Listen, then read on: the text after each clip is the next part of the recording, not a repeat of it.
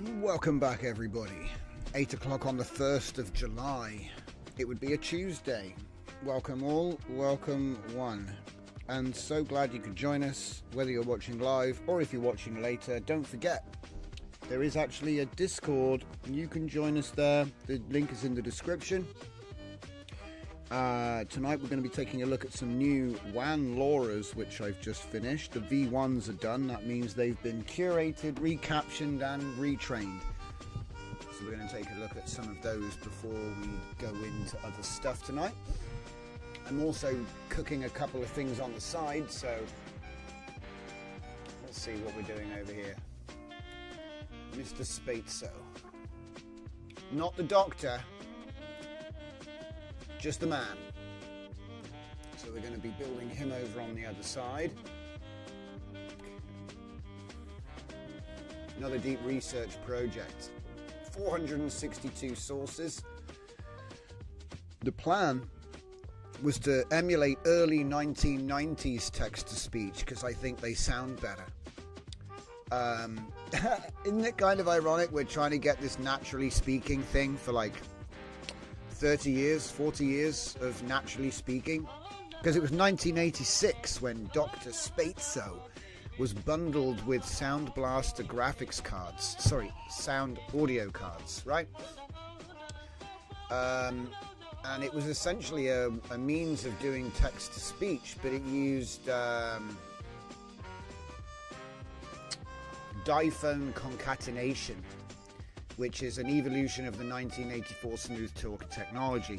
And it's typically what Hollywood would have used in all of the 80s and 90s movies where the computer starts talking. You sound a little bit like Mr. Speak and Spell. I think it was literally called like E-Spell or something. But yeah, like I said, 8-bit PCM audio. This is going back to the 22 kilohertz to 44.1 that we still use today. And I was thinking about using systools or Dobbs talk, so I left that in the plan. As you can see here, the plan still contains this kind of thing. But if I'm being completely honest, like, you know, he was saying to me, do you want to do this? Do you want to do that? Oh yeah, that's a point. We've got things now. We can do stuff.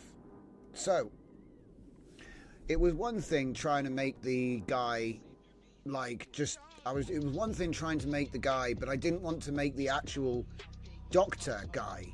I just wanted to make the text-to-speech synthesis with the retro. And I wonder, is it possible to actually rebuild this from scratch using AI, but emulating the retro stuff? Not because do you know what the first thing it did was? The first thing it did was he said, he said, do you want to use Cockwe TTS for this?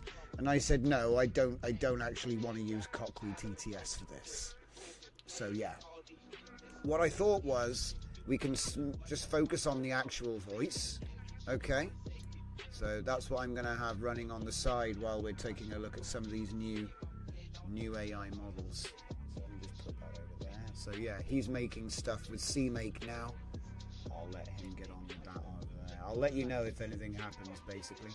So yeah, we're making like a retro text-to-speech using 1986 approach. Because I was like, I kind of like it when it sounds robotic. And we've done filters before. But I thought this actually makes a lot of sense. Why is the chat? The chat is currently like, I can't read it. There we go. It was like, there was like one line of chat. Weird. All right, excuse me a minute, I'll sneeze.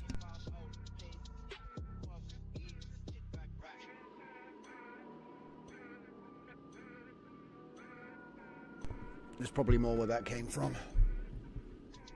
So yeah, Dr. Spatzo. Also, I got another side project going on at the moment with Midjourney. It's not me, it's Midjourney, okay? And what's interesting about this is you just type tech review vlog, okay? Tech review vlog and then animate. And as you can see, we've now got, where is it? Which one is it that's video? That one. Hey guys, what's up? I got this camera thing. The USB mouse tablet phone thing from Google. I give it 7 out of 10. So yeah, and then look, oh guys, we're on this tech Zoom call. Check us out.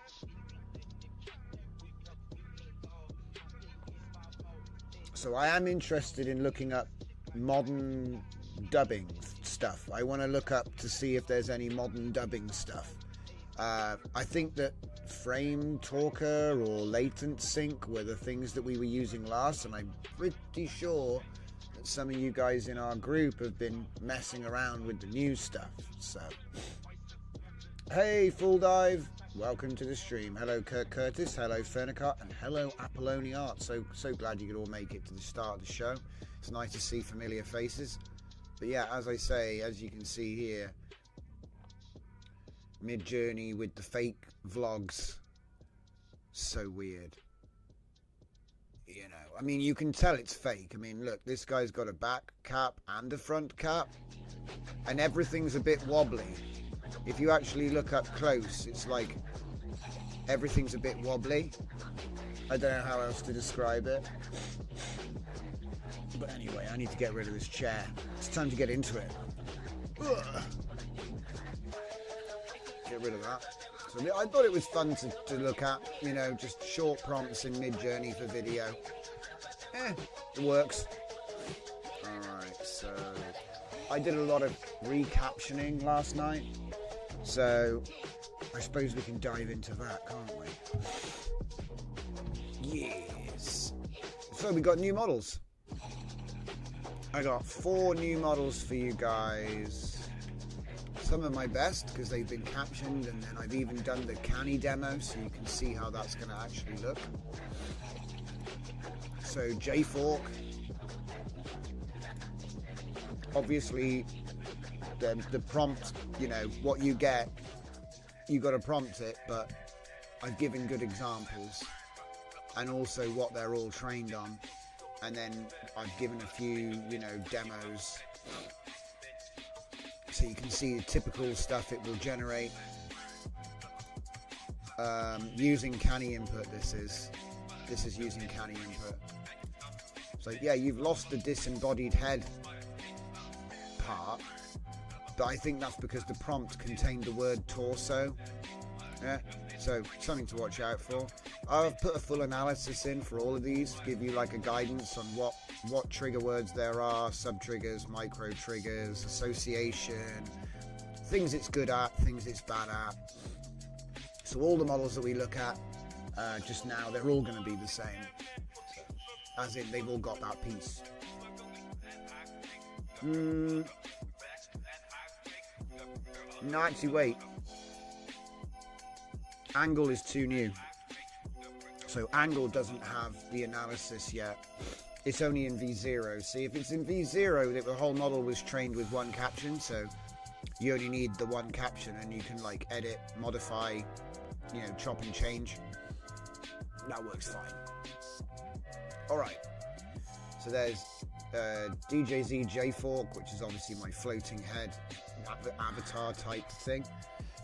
The idea, of course, is to use canny or image to video to essentially make your own. It doesn't have to be these colors or that haircut. I just wanted to show you can actually control it, that's all. Euclid Dancers came out with the V1.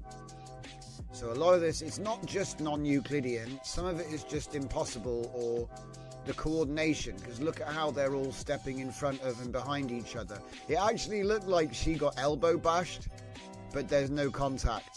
Look. Because her hair, like, so it's like crazy coordination with every now and then arms will just bend in ways they can't bend as well. But that's, you know, the non-Euclidean stuff. Wait for it. Look, they'll like turn around. Like their spine is just swiveling and the body stays in the same place. So it's a whole bunch of, hey, wait a minute, we're missing videos. What? I think some of the videos have been flagged for mature, but there's no nudity here. It's just bodysuits and, you know, brightly coloured outfits, but whatever. The AI gets confused. Yeah, I'm doing okay today, Full Dive. Thanks for asking. Like I said, I hope everybody's doing all right in the chat. So again, Euclid Dancers, and again comes with a full ability sheet. Okay, so you can see all these different sort of terms. Defies spatial logic, geometric impossibility. I've been getting some really good ones out of it. I think I'm going to make a little music video, but I got to pick a track. Maybe the one that's playing right now. Who knows? And then what we'll do is we'll look at the next one. So version 1 for Hell is out. Obviously it's based on Helldivers gameplay, but we've basically tagged it just a little bit better, and we're getting videos like this out of it now, which is a lot better. That's probably the most like Helldivers that I've seen, you know, so far from this particular run. So I'd say that's very close. It's still rooted in World War I or something. Yeah, you can see he's got a Tommy hat and various. But yeah, these ones came out of the 720 gen, and then the other ones came out of Kung Fu UI with Canny input. I've used Canny input as well. Although it's not a guy with a machine gun though, it's the gameplay. So I got the gameplay footage I made the model with. So what happens is it kind of uses the Canny for like the middle square. So the middle square had this feature in it. It's quite an interesting way of generating. So it's like you're combining what it learned from all of the videos with the input of one video and the prompt. And so then you end up with a good reproducibility, good alignment. And like I said, it also ends up looking very realistic. So like if you were writing a story about some soldiers with red and yellow capes, like I've literally picked that arbitrarily, because obviously the video game features third-person scenes and they have capes, so I said make it yellow.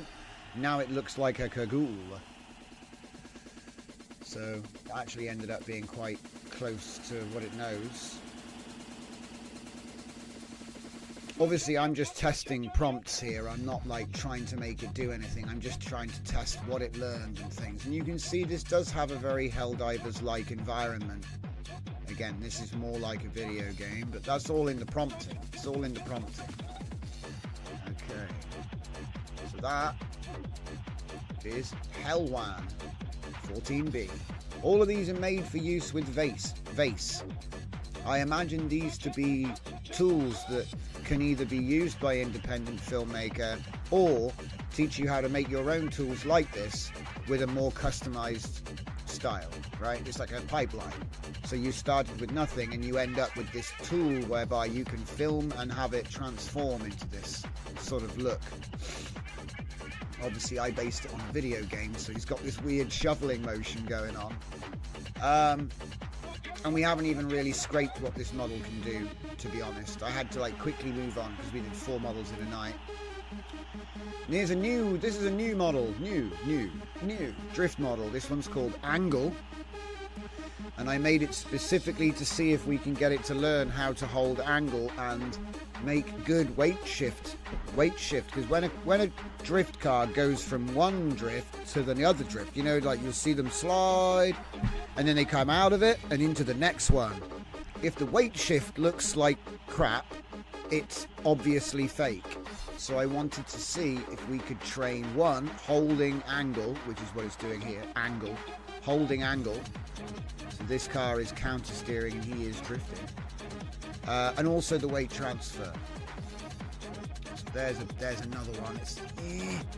Sometimes it doesn't work, alright? This is a typical output from the LORA without using any canny. So you can see it does have an idea of letting the tail swing about. You see, which was the goal. The goal was to get it to realistic body roll and drift at holding angle, basically. right? Because that's quite difficult. It's not normal, you know. There's so much training to make the car go straight down the road. It's a little bit like why we keep seeing cars going backwards, because it doesn't understand the difference and it looks the same, right? So yeah, this is the project with this one. I've got way more than 3 things here, guys. I just haven't had a chance to show them. Some of them are actually in the Discord, so we're going to take a look at those real quick. It's quicker. Quicker.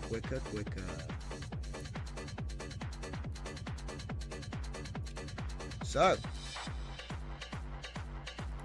this would be a J-fork with a body. That would be the input for it, so you can see how that works. And then that would be another one. These are all posted up in the Discord if you want to check them out. Got some more dancing, and as you can see, it's all about watch the legs. Watch the legs. This is what I'm trying to train. Her leg swaps. She swaps legs mid-motion. It's impossible. So what I'm saying is only AI dancers can do these moves. You can't do it, man. It's impossible. They're not possible. If you tried to do it with CGI, it would be obvious because the 3D model would have to actually change halfway through the animation, right? So that's a ball ache. To do it with a real person, you can't. It's physically impossible. Watch. She turns around. What? Check it. Leg. Steps around, and then it is a different leg. Because it's AI, and AI makes it work. So even this simple little dance move, you can't do that. It's impossible. Which means, that means you can now plan the choreography of impossible dance performances. This is something that could never have been done. You're not taking any dancer's job. Her back can't bend like that. Yeah, so it's an interesting thing, because if the dance is art, if it's art, if this is a performance, computers and AI can make superhuman dancing. You know, it doesn't obey the laws of physics. It doesn't obey normal geometry. Do you know what I mean? And like taking advantage of the fact that the AI wants to make it look right, so when it goes wrong, it sort of goes, whoop, I fixed it. Yeah. Here's some more angle. He's holding angle, okay. The car that's filming him is very suspect, but that's because, remember, it's a square and I'm outpainting for free. Because the workflow I use, we pick an aspect ratio and we get the outpaint for free, but the canny input is that it's always square. So that means there is only this bit here in the middle is real, and the rest has been outpainted. Okay, what else do we have?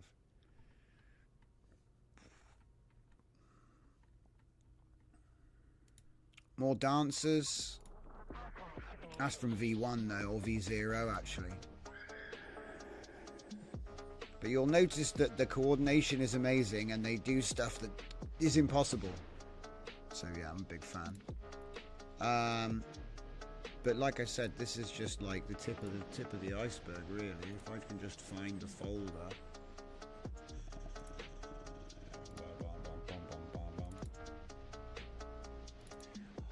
Juan Vase. Let's go into the angle folder and see what we got.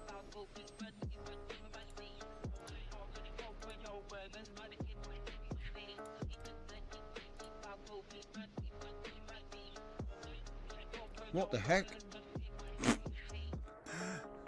Never seen it do that before. Okay. Oh, I'm just gonna, do you know what?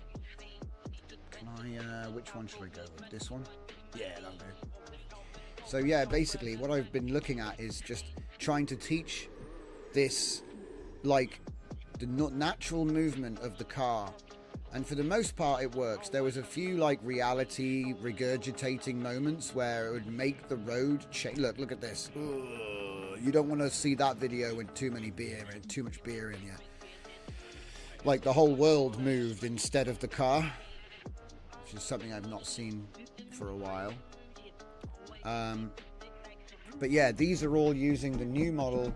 We're using the input of the video to train the LORA to drive the canny. Oh yeah, we did some anamorphic stuff as well. Check it out. So I did a pad to anamorphic widescreen instead of vertical with the same canny and model. So the reason the car is more consistent than you would expect is because we're using a pre-trained LORA. But it's not a character or anything. This is just a style LORA. The chromatic aberration is something I've added in post. So is the blurriness and the noisiness, and we've interpolated it to slow it down as well, just a little bit. I'm aiming for retro looks, like a VHS style, but not actual VHS, more like cathode ray. So CRT is what we're aiming for. The widescreen stuff looks great. Have we seen all of these already now? I feel like we've seen them all. Oh, that was a beautiful break into the corner. Nice angle. You see what I mean? Yeah, going into the corner. That was really good. Because like I know what it's supposed to look like, and it's sort of like if it doesn't look right, you can tell it doesn't look right. Like that's a bit slow, to be honest. He wouldn't be able to hold the angle at that speed. I love that brake. That brake's so smooth. The trouble is, what's this guy driving behind him? A go-kart? And also our white car is like turning into a Skyline just because the model bias is like, well, it must be a Skyline. You know? It says Nissan in the prompt. White Nissan. Right? That's like a pretty wide range. These anamorphic ones are great, where it's just painting, because when it paints the top and the bottom, it looks like, you know, mobile phone recording, doesn't it? But when you pad it out widthways, it kind of looks more YouTube-ish. I still don't think the color palette is solved, to be honest. Whoa, that one there, that is mind-bending. I actually feel like those sorts of generations should be banned. Because they're going to make someone, they're going to shred someone's brain. He's going to be like, ooh, what am I looking at? It's like a bad acid trip, that is. But yeah, so angle. Let's take a look at some other ones. Do I have a playlist? Can I get a playlist? I don't know who's messaging me. I can't see my Discord right now. My guy. Right. Euclid. Let's hope that these are actually all Euclid, because luckily it takes so long to make these that it's rare that I have lots of them. So here we have the Euclid Dance Troupe. These I'm going to start using these guys to promote the channel, just like little bits, like, oh, you want to learn generative AI? Does she have a leg for a tail? Whoa! She's got extra legs. Whoa! Wait a minute. You never know what's going to happen. Wait. Hang on. Oh, that one's normal. Nothing happened. So it's like when you watch the dance, you don't know if it's going to be normal or if it's going to be like... Okay, so far so normal. Yeah, normal. See, it's not... Whoa! Okay, yeah, that's... Okay, it's looping now. That is my favourite one. His two legs just come out of somewhere. But most of them are actually normal, so it's almost like body dysmorphia roulette. Well, it's not even dysmorphia, is it? It's more like body horror. But it's not really horror, though. It's just an illusion. But it's not an illusion, because it is actually wrong. Yeah. Let's see what else we've got. Is that all I've got in there? Oh, I could have sworn I made more than that. They must... Do you know what? They must be in the wrong folder. Oh, wait. Here we go. Right. So that one came from V1. Oh, no. And there's cars in here. Nightmare. Right. We're just going to chuck them all in. Wait, they're all cars. Okay, I think I see what happened. I forgot to change the name, didn't I? I forgot to change the name. So we'll just chuck some cars in there.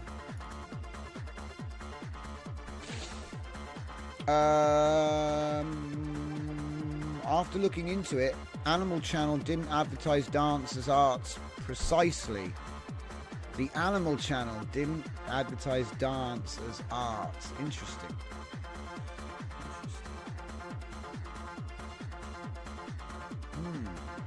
Not listed as oh, what the heck? See, some of these look great. Others, as it goes on, it looks worse.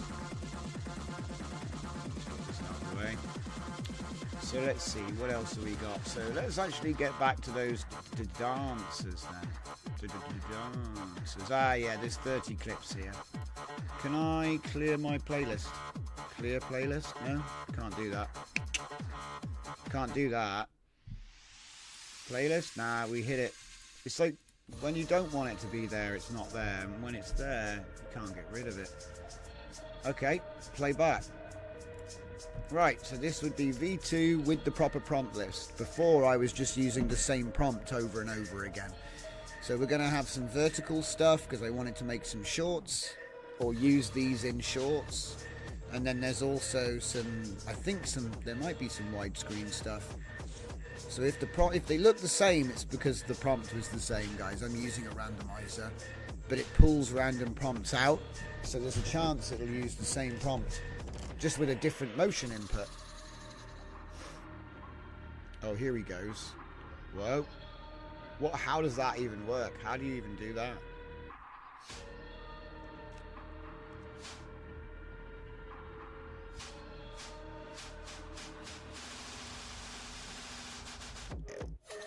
This is going to be great. I'm just listening to the song that's playing right now. And it would actually fit, but I'd need like 10 minutes of it. This is quite a long track. Oh wait, no, I'm getting confused, but still. It's really funny because this is a really slow beat and it actually matches what they're doing.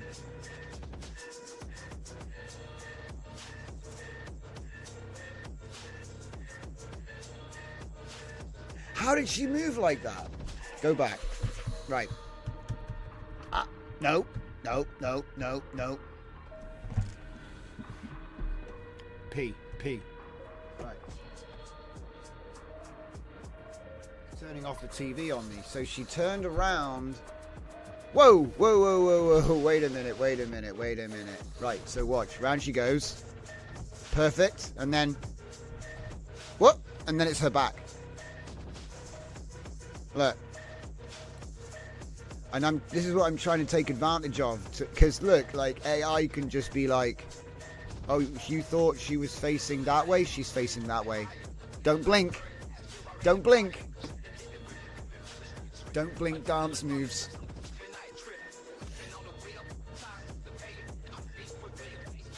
And what I do is I tend to render everything at 60 FPS, a little bit slower than it needs to be.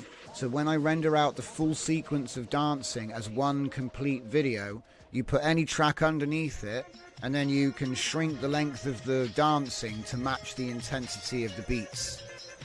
And you can just do it by eye, just by shrinking, just by changing the playback speed essentially, but you just shrink it. You shrink the entire thing equally, and then they will move with the beat you put to it, basically. Obviously, it does, you can only get away with so much doing it that way. If you need to do a lot, you want to do it in a different way. But I find that works.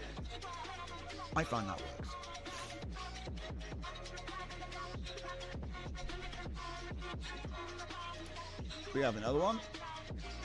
We have Jack. I think we've seen all the Jacks, but I guess we can throw them in there. I think we've already seen them. That's all of the Jacks, or J-Forks, I should say.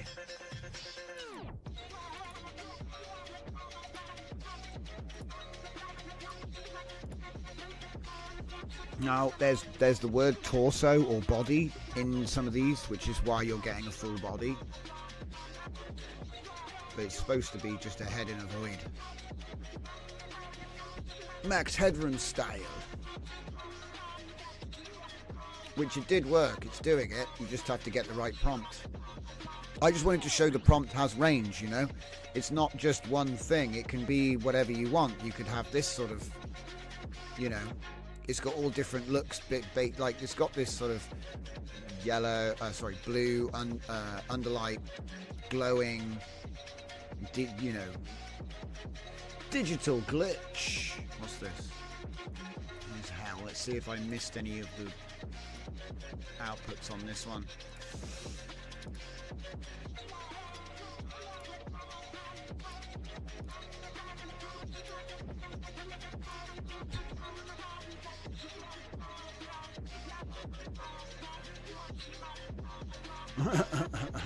What the heck?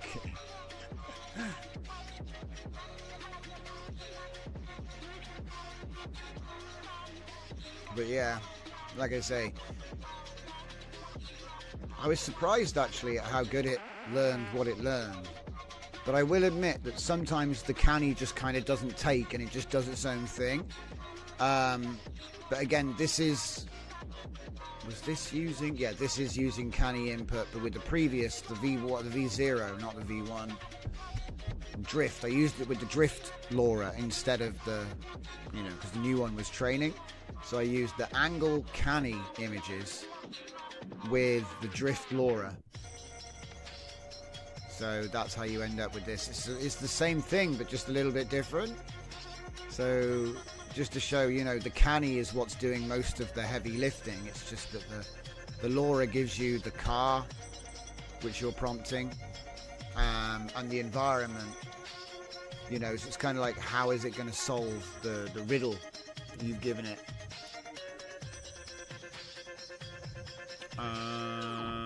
Just trying to think. So I think actually my favorite one out of all of them would be the new Euclid set. So can we just clear out this? Clear this out here. It's the new Euclid set. That's this lot. I actually think this should be a video of some description, but I don't know,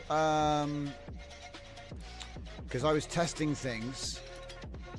Yeah, it's all vertical, isn't it? Really what I should do is I should make a widescreen version of these. I think it'll be better. It's just, it's weird, isn't it? It's got an authenticity to it when you film it in vertical, which is funny because it's like, what? Then none of them are, none of them can turn their phone sideways? What's so authentic about not being able to turn your phone sideways? I don't know what it is. Maybe it's because it's like, oh well, you know, they're from the platform that doesn't do horizontal video. I'm guessing that's what it is. I don't know. Right. I think it's time to do something else. So basically what we've got then is 4 new LORAs. Job done. Job done. 4 new LORAs. And like I said, I'm likely going to go back to these older ones and do V1s there as well, because all it is having the time to sit down and recaption them. And I think some of these models are actually like huge, like the number of clips was huge, so it was less work to finish the recent ones, so that's why they got done first. No other reason. We're still using Replicate for all of our training, so I still highly recommend Replicate. Oh, we need to do some commands. Hang on. It's time to do some commands. What else have I got on here? Anything else up on here? Yeah, we've got some new stuff going on tonight. Obviously, you guys have been noticing that, so I'm still messing around with it, so I'll get more used to it over time. I'll probably forget that they're all there for the most part, but you know, it is what it is. Let's have a look here. Animal channel. Well, if an animal channel they would define dancing as courting. It's a courting ritual. That's what they define dancing as. Of course, you know, humans are a little bit more complex. Not a lot, just a little. Yeah, just looking at that. Okay, so he's just happy chunking along. I'll let him do it. But yeah, it was interesting to see that the Mid-Journey video is basically going down the same route as VO3 was, but there's no audio. Do you know what I mean? It's just the video, which is fine, but it's almost like so now I've got another, I've got another VO thing, and I was actually thinking what we should do is dub these. We'll dub it, right? So you pick a guy and then you dub him. Job done. Hang on here, look, ready? Right.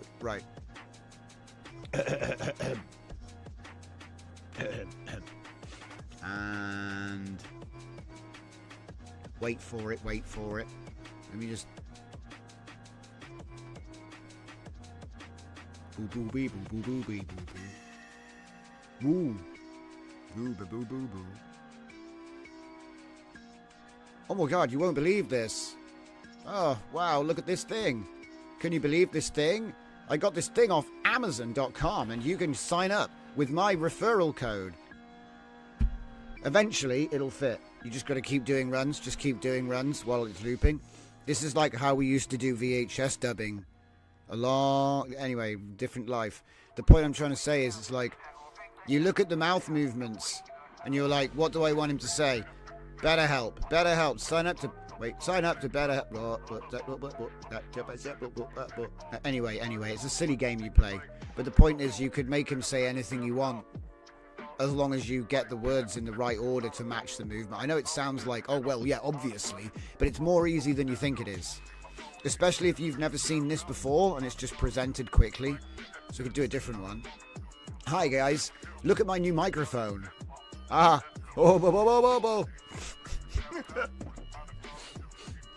never get it first take, guys. I'd have to be like a pro, right? But what I'm saying is, like, it's possible. Very possible. I think redubbing projects are back. Like, think about it. Like, fan dubbing used to be a thing. I think, dubbing AI, because obviously human voice sounds better. I'm sorry. I know there's all these different voices out there, and they are very hard to spot now, but you can spot them when they say something like, and then James got inside the tractor, and you're like, what's a tractor? So that's how they fall over. They fall over because they'll mispronounce something like really badly, and you're like, that's not how Americans say dollars, and that's the end of it. Dollars. He took $200 in his pocket. They'll get it right eventually. So what's that? TikTok started by dubbing music. Interesting, Vernicar. Good. Well, I think I'd forgotten about that. So yeah, if you are able to like dub things, the AI angle takes it over that edge, I think. It's like you're generating a person and then it has a human voice. As long as you can generate this person saying anything forever, it's done. I would be interested to see if it's possible to re-lip sync this. But I think that the quality will go down because the teeth are actually pretty good in these videos. It's kind of surprising. It's not amazing, but it's better than average. Wait for it. Just staring at a man's teeth. He's not a man. He's a machine. Alright.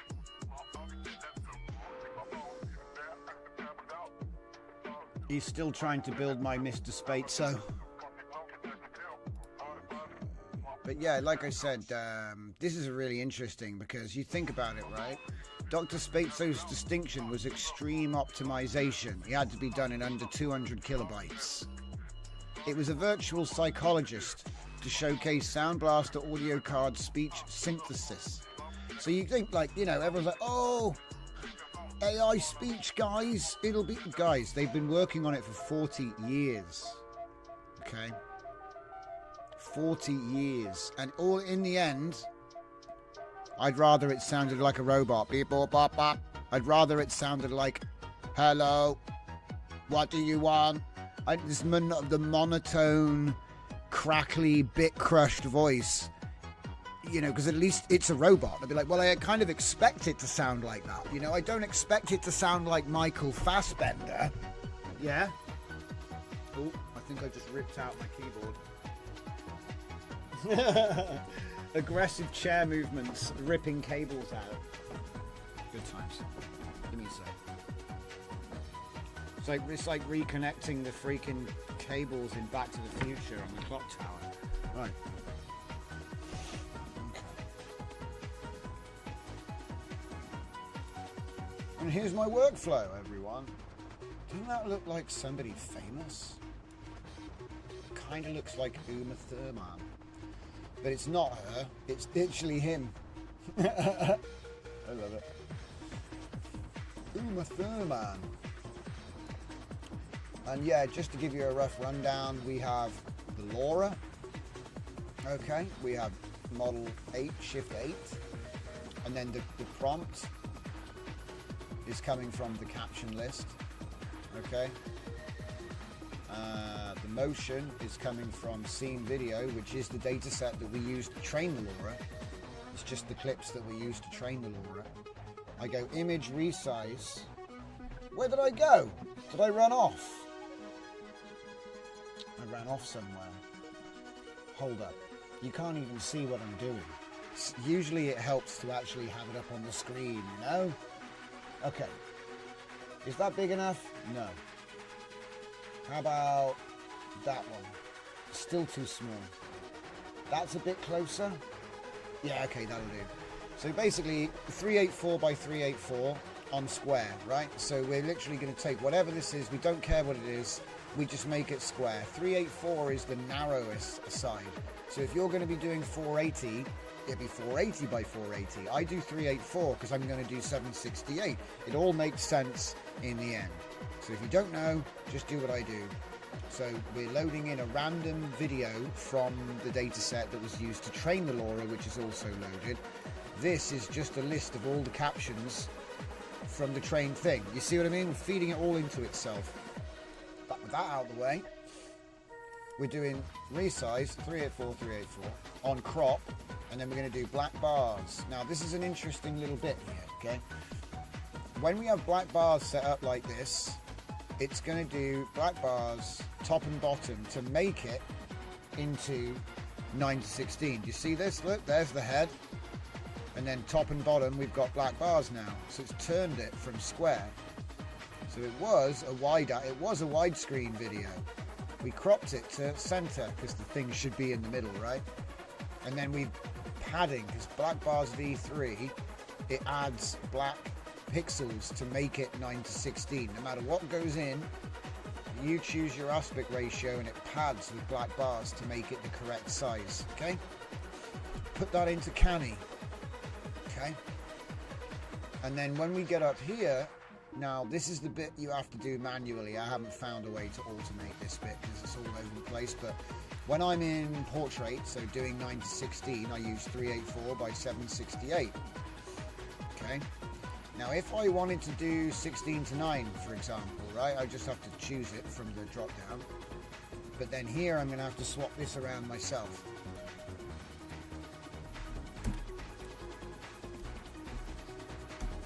Okay, now, in case you were wondering, which I'm sure you were, why 768 by 384? The model's 480p, and it can do 720p.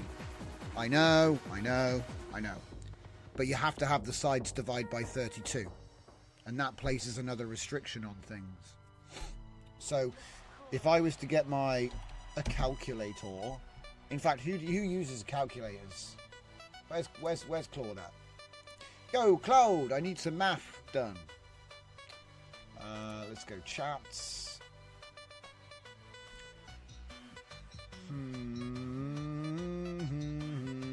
Aha, this is what we're talking about. If 768 by 384 is used for 16 to 9, then what is used for anamorphic? Sides must divide by 32. So looking at the example, 768 by 384 gives 2 to 1. not 16 to 9. Yeah, I love how he's like nagging me. Anyway, I'll work with anamorphic. Anamorphic formats typically... Oh, let's get that bit of text just above my head so you can actually read it. Anamorphic is 2.35 or 2.39. Both dimensions divisible by 32. See, it's that restriction means that you're stuck with 896 by 384. So again, like I said, I work... Well, let me show you. It's actually glorious. This is a nice little trick I discovered the other day. So if we then go 384, but instead of 768, we just said 896. I think that's what it was. It's one of the famous safe numbers. So then we'll get 2.33 to 1. Okay, which is pretty good. So if I go here 2.39 to 1 for anamorphic. Okay, so it's gonna add black bars to pad out the scene, and then we're gonna end up with a scene that's 2.39 to 1. But if you're gonna be actually like technical about it, it's more like 2.33, not 2.39. But there's a reason I'm doing that. It's so that it's like, I want it to be wider, right? Because look, 832 by 352, 896 by 384, yeah? Now I could have gone 768 by 320, but then we lose, because if the smallest size determines the quality, basically. If you have like a small number here, if you have if you had like 240, say you went down to 240 for your shortest width, okay? That's limiting what it can do. You know, you want as many as you can get here, really. I want to be as close to 480 as I can on the smallest side, so that this side can benefit from the, you know what I mean? Because you need pixel count ultimately, yeah? And like 1024 by 1024 is 1 megapixel, so we're working with probably half a megapixel here. I don't even know. It's going to be just over half a megapixel or something. I'm not sure. 512 times 512. It's going to be something similar. It's in this ballpark anyway. So looking at this, I had several options, right? I had several options. I could either do 832 by 352, 896 by 384, or 768 by 320. So I went with the larger option, right? Because the larger option, you can crop it down, yeah? You can crop it down. You can add black bars in post to crop out a little bit of the extra height. Because the width is what's hard to get. Because if I can get the width of the full screen, I can fix it with black bars. Because we are talking about anamorphic, so it's always going to have black bars. There's no TV that is an anamorphic ratio, right? Well, hang on, I need to disprove myself. Anamorphic TV. Go on. I bet there's product for anyone. Anamorphic widescreen. I want to buy one. Philips released one in 2010, so I don't think it caught on. That's the only thing I can find. Here we go, guys. 2.39 to 1 for your anamorphic.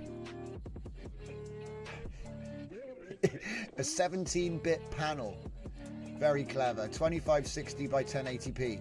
Wow, 2560 by 1080p. That is such a weird size. It should be much taller than that. But yeah, if I look around, actually, if I manage to Google whack a product, there's no way, man. Surely there's none of these are anamorphic, bros. Oh,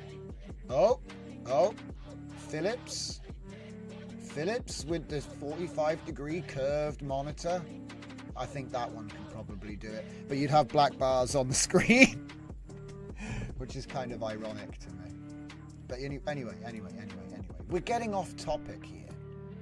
All right, so we've set this thing up for anamorphic. Now, do I really want to be making these? Yeah, I want to be making angle. So 1 4 NGL. So we're going to get angle style V0. There isn't a V1 yet.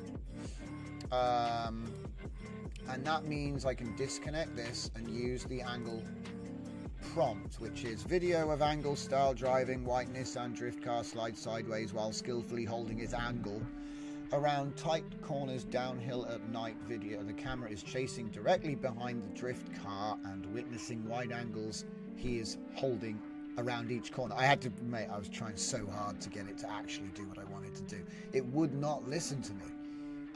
Right, 4NG, so angle, there we go. So now we're using the video clips that we used to train the model, and there is no prompt list for this one, so we don't need that. We've got it on 2.39. We've got the width set. Save it, and off we go. Lovely job. Now I can sit down. There we go. But yeah, basically that's the long and short of it. I mean, if I come down here and look at this. It's going to make, look, it's got a little bit of a car there. You can barely see, really, to be honest. It's kind of hard to make out, but you can barely make out a wheel, 2 wheels.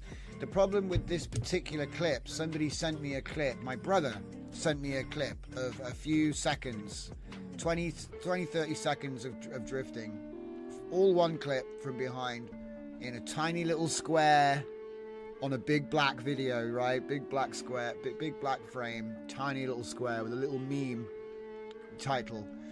So I cropped that out and blew it up, and it's actually really quite solid. It's like a ratty Nissan, and it's being slammed into the corners, and it looks good.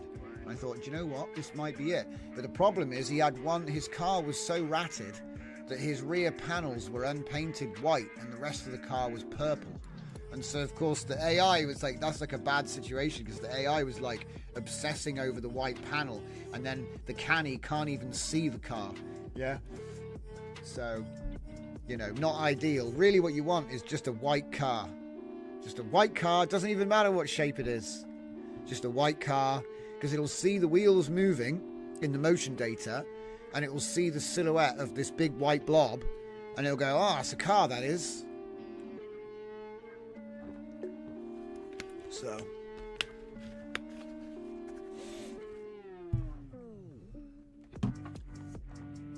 right then, I think at this time it's probably time I do my coffee time just a little bit early.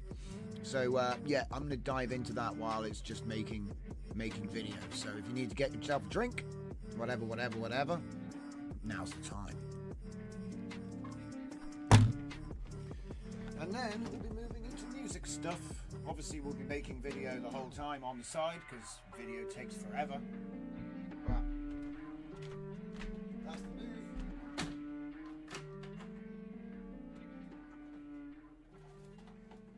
Is this my last coffee?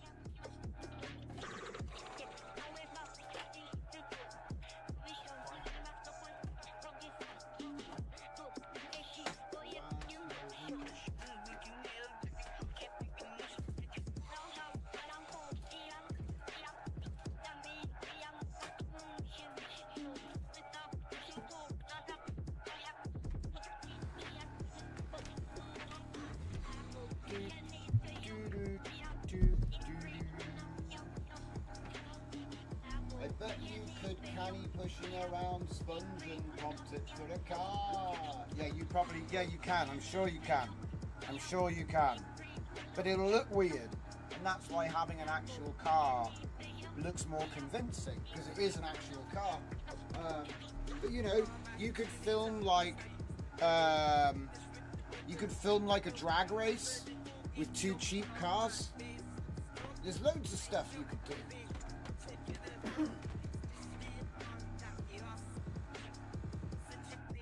And I know people will say, yeah, but it's just AI, it'll look crap. And I'll be like, it's only as crap as you make it. If you put some effort in, it'll look glorious. And the other thing is, if you stick to it, now it's a style. Now it's an aesthetic. Now it's a choice. Yeah? Look at a movie like Sin City. I love that movie, right?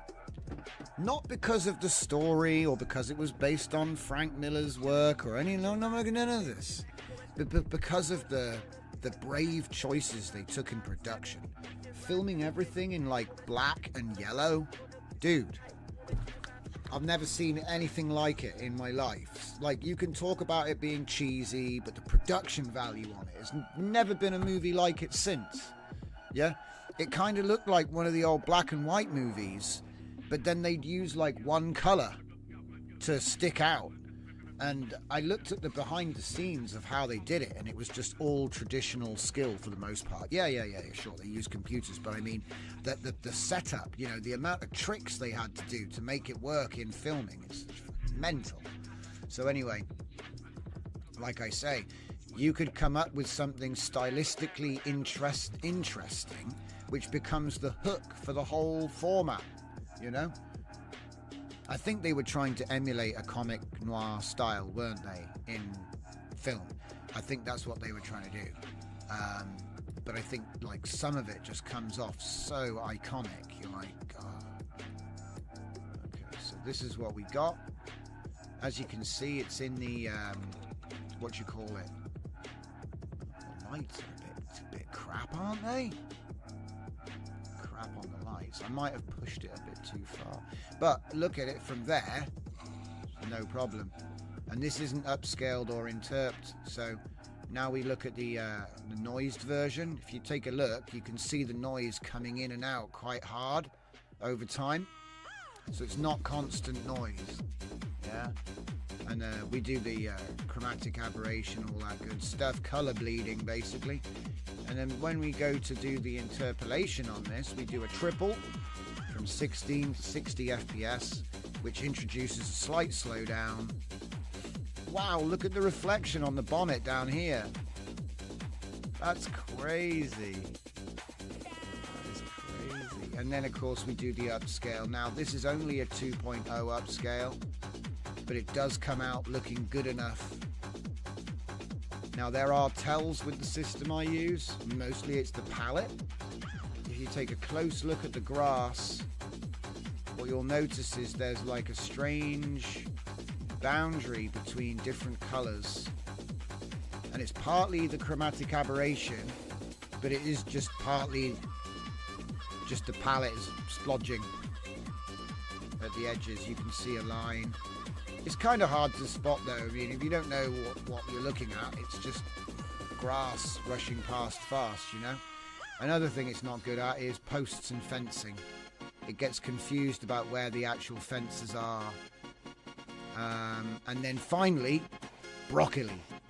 So in all AI video, you will see, now I've hidden it quite well with all these post-processing effects, but if you have a look, do you know the pattern the broccoli makes? We're still on coffee time. Cheers. Thank you, Zanelli. Yeah, it probably helps to actually turn the screen on, doesn't it? Hey? So you can actually see what the hell I'm glazing on about. Oh well. Like I say, we do our best, guys. So anyway, what I'm going to do is I'm going to like start again from the top with no me. No me? No me. Alright, cool. Alright, cool. So let me just explain what I was talking about. Broccoli, yeah? Broccoli. In the normal output, you can see it in grass. It's this dotted texture in leaves. If we look at the leaves, it looks like broccoli. You know, loads of like tiny little bumps, little green bumps. Okay, you'll also see it in logos. You'll also see it in the side of the road, like in the dirt, in the grass. Yeah, look at the grass there where it's lit up. It looks like broccoli. Yeah. And what I do to deal with that is all the things that we were just talking about, which is added noise over time and color bleeding to make it look retro and old and scuffed and dirty. Okay, so you can see the noise coming in and out. It's quite strong. So ready? In, out, in, out, in, out. You can see it coming in and out. It gets more and less intense over time, okay? And that helps to kind of mess things up a little bit so that when we come to do the interpolation, that will naturally smooth out and blend in. But then more so, when we do the upscale, again, it blends in nicely. Now that does give like a blur effect to everything, and it does give a bit of a glow effect to everything. But so does a cathode ray tube. So this is kind of what I'm emulating. I've decided, is dark matter a weapon? If 1 gram of dark matter touched 1 gram of matter, there would be an explosion so big. Yes. But I also think it isn't real. So, you know, just... Isn't that amazing? Is dark matter both a weapon and a fantasy at the same time? What day is it? Wednesday. Yeah, my quantum physics debunked article doesn't come out until tomorrow, so I don't want to do spoilers. I decided to just publish it anyway because I couldn't find someone to co-sign it, which is kind of surprising.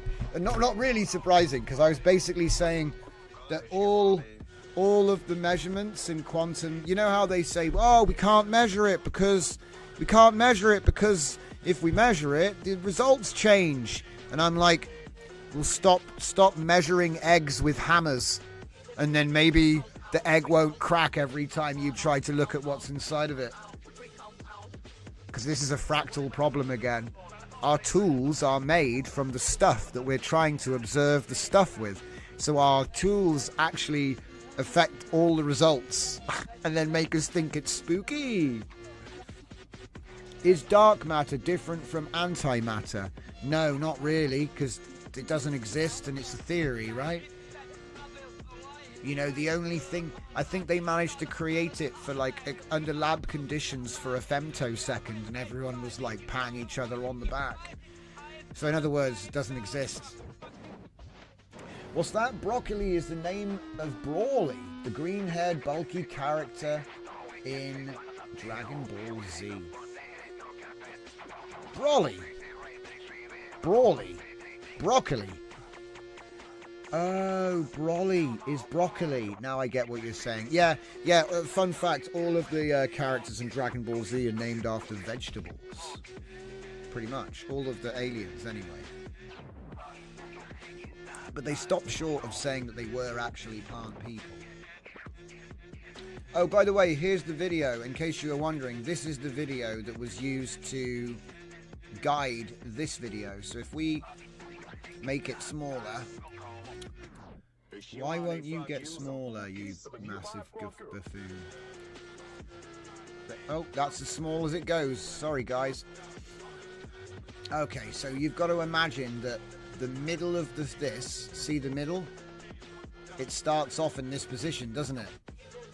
You see? And it's stretched it. So it's made it wider, right? So we've got, this is, see? So the beginning of the video starts off like that. Yeah. And then sometimes I'll get the weight shift because it's actually like later into the video. Sometimes I'll get the weight shift. But yeah.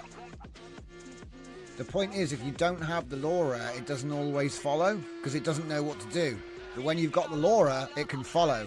It can follow the canny because you trained it. And it's like, oh, I know that. I can do this. Oh, look at me. Right? And then, like I said, the padding. I mean, look at the padding. The padding's glorious. Like, actually, like I don't like doing outpainting so much, but with video, this is amazing. You know, like here we go. This is what we got. Just the beginning there, and then it's amazing. So now we're going to get the next clip. So he's going to go into the next corner. I've got a funny feeling that we're not getting the canny for the full sequence. I feel like sometimes it only does canny for 2 seconds and then it just does its own thing, which is fine. Do you know what I mean? That's fine. It could be because we're using like, you know, Fusion X has got a lot of speed up stuff in it. So it could be that it only uses the canny at full attention during the early steps when it's like taking longer to do. And then for the later steps, maybe it's just using a cache of, I don't know. I'd have to go and find out myself, but This is serious. This is super cool.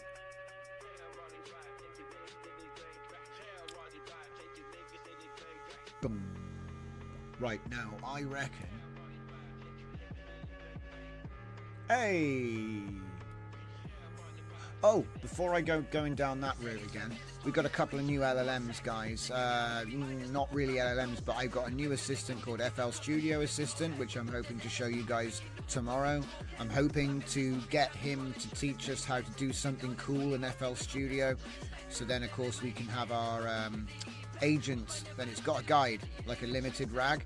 So the idea is that with this file and this file, you use this system prompt and put that file in the project. Should be able to help you do basics like beginner to intermediate tasks in FL Studio.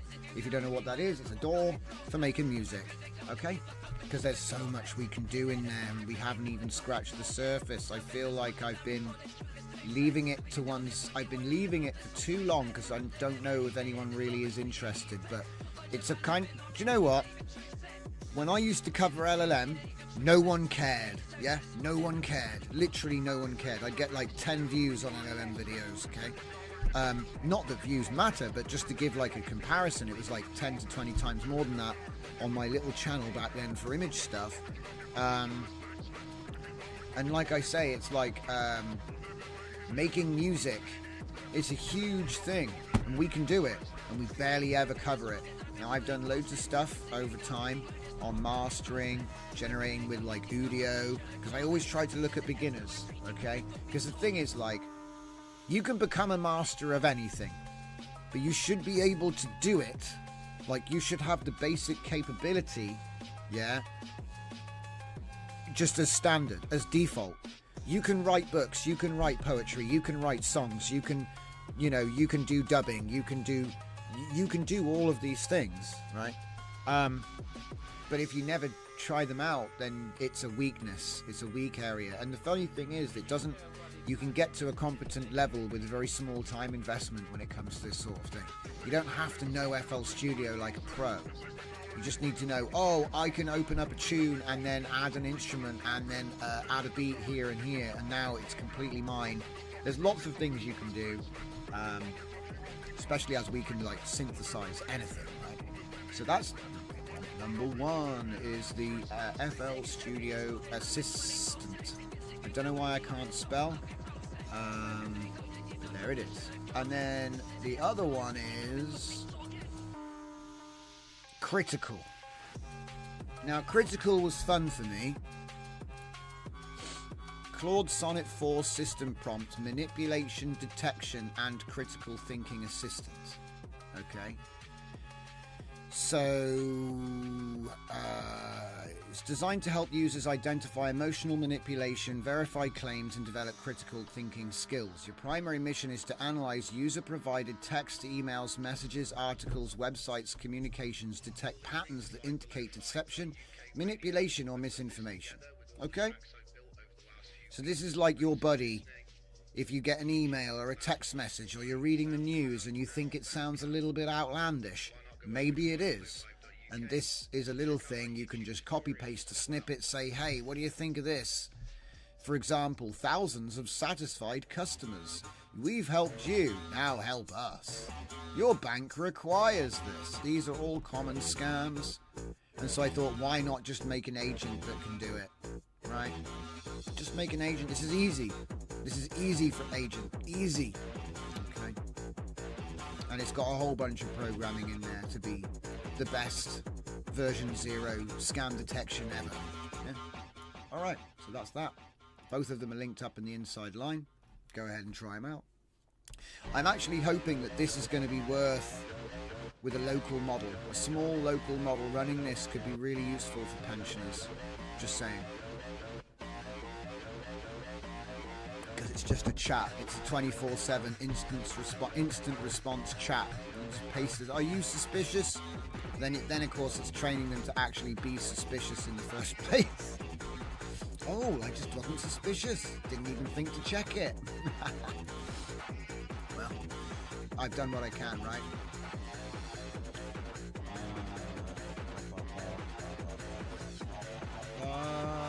How are we we doing? Are we still making the same thing? Is it not? Oh, it's finished. Okay, it's finished. Oh, see?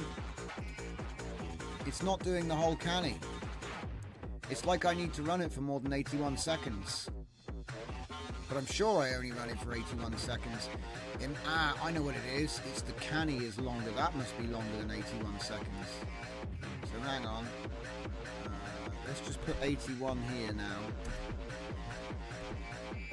I reckon I have some super long clips or something.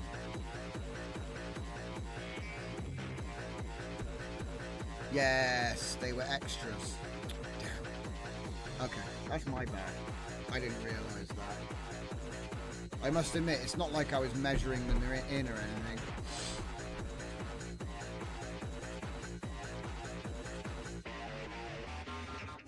I don't know though, actually. It's kind of confusing because when you look at the clip that's being used, oh, that's going to have the best break into the drift.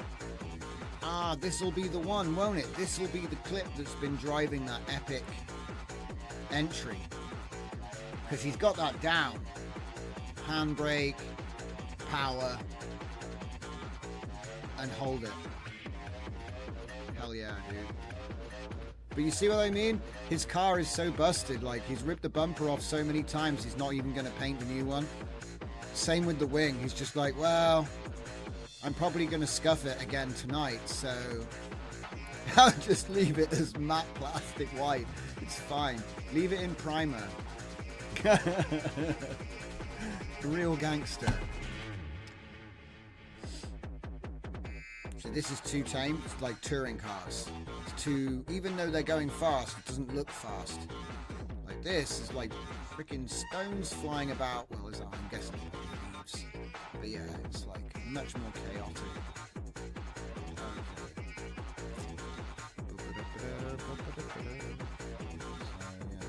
Okay, so that's going to be a little while. Oh, all right. Got to check on Mr. Spateso for legal reasons. Okay, right, here we go. Do you reckon they've still? Yeah, it'll still be in, won't it? Even though it's 40 years old and no one remembers what it is. But yeah, like I said, I don't know if anybody remembers. I would pull up a sample, but it'll just get copyright flagged. But there used to be a little thing for kids called Mr. Speak and Spell. You'd push on it, it would go E. You push it again, it would go F. And it's like this sort of thing has been sampled and put into like drum and bass and liquid bass and all these different types of music. It's very common to hear it as a retro sample, you know. It has like a funny way of talking, and it's all that. It's all that. It's the old way they'd make computers talk. And I'm modeling this on Dr. Spateso. So what does he want me to do? Next build, dude thing. Alright, proceed. Proceed with installation steps. Let's go. Oh, I should probably shut a lot of this code down. It's got like the whole, all the guts are out. Hold up. .h files, guys. I will be releasing this as well. Let's go.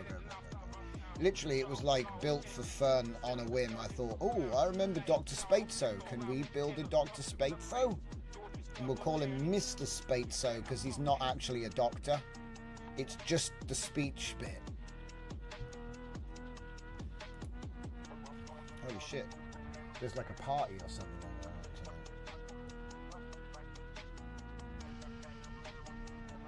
God damn.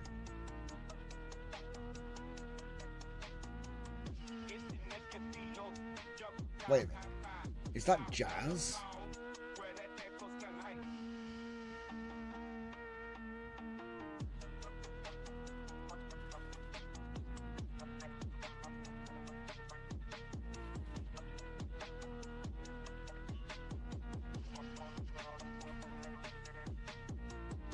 I don't know what it is. It's not jazz though.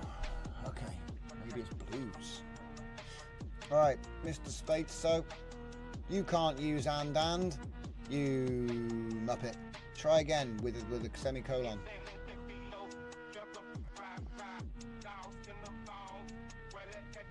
What? He's not doing it. You idiot. Okay, so it didn't work because he typed damned and then he says, oh, let me check it's downloaded. Oh, it was actually downloaded. I check here, it's like nothing's happened. What are you doing?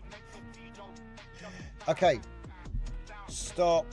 He'll do it anyway, but stop using and.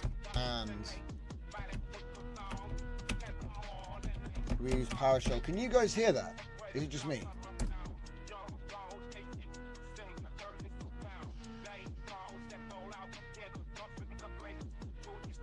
And now it's stopped. Okay. Obviously someone's just testing the radio.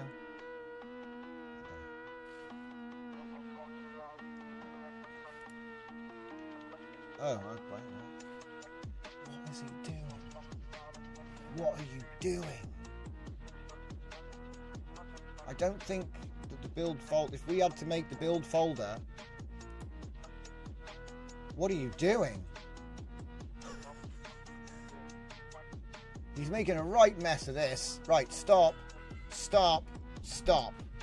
Okay, let's just start again. We need to follow the instructions. Yes. To install. To find inside at README. Don't tell me he never made a README. Yes, README. Okay.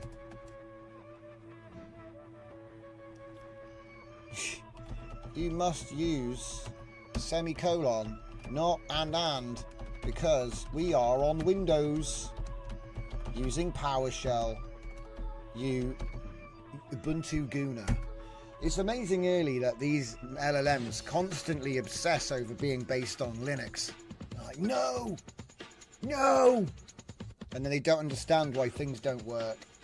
And you get... So it's, I reckon, probably 1 in 3 of my commands ever done with Claude Sonnet has actually been him typing and then going, oh, actually, I meant to do this, the other command. What's that? Full dive? You can't hear. Zanelli says there's broccoli on the cat he just generated. Nice. Whiz and Beerus. Whiskey and beer. Dark matter. You can hear fine? Okay, it's not me. Sorry, mate. Sorry, bro. Do you have vPackage? You can find out. Do you have Visual Studio? I'll be like, yes. Do you have a preferred vPackage? Okay. I'm just going to hit act because he's asking me a bunch of stuff. Like, what?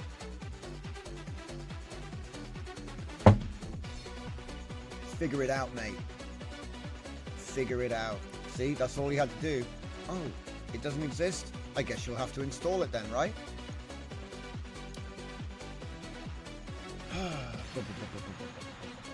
Yep, off you go.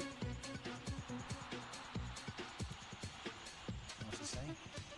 Run the existing setup to get the project dependencies, then I'll check if I need to do it. I mean, I could always just go and install it, couldn't I?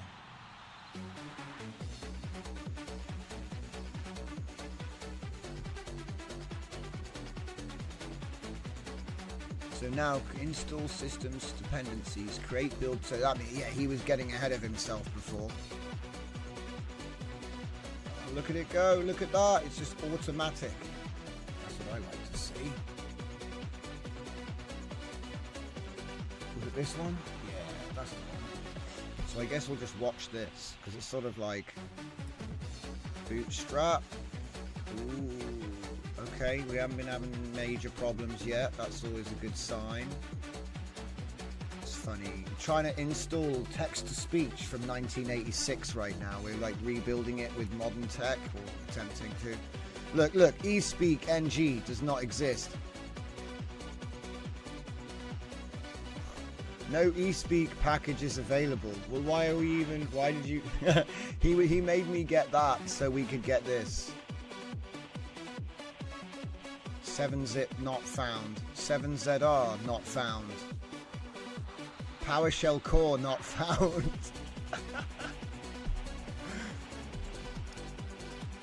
Found external Ninja. Better than an internal Ninja, I guess.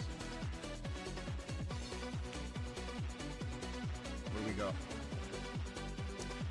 Applying patch jack.diff. Okay, apparently he's done it.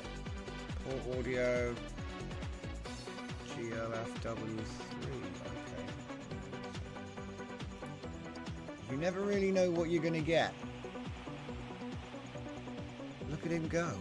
Right, let's just make this bigger. The rest of it's useless. This might be interesting to someone. I'm not playing audio samples. I'm just playing music. There is music playing. But I'm not playing any audio samples. Oh! Sorry, now I understand. I asked Full Dive if he could hear the noise. And no one could hear it. So that's cool. That's cool. Thank you. I'm actually confusing everyone now.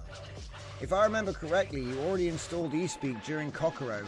Yeah, it's a common library. The thing is, I believe it's the same one as well. See, the funny thing is, it's like the first thing it did was try to install Kokoro. No, Kokwi TTS. Kokwi.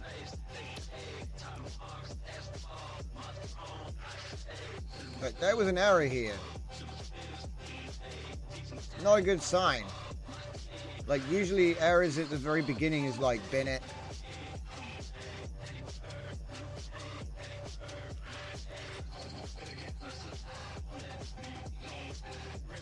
Configuring incomplete, errors occurred. Error. Same errors? Oh, well, this one worked. So now we're going to try again. Okay. Progress.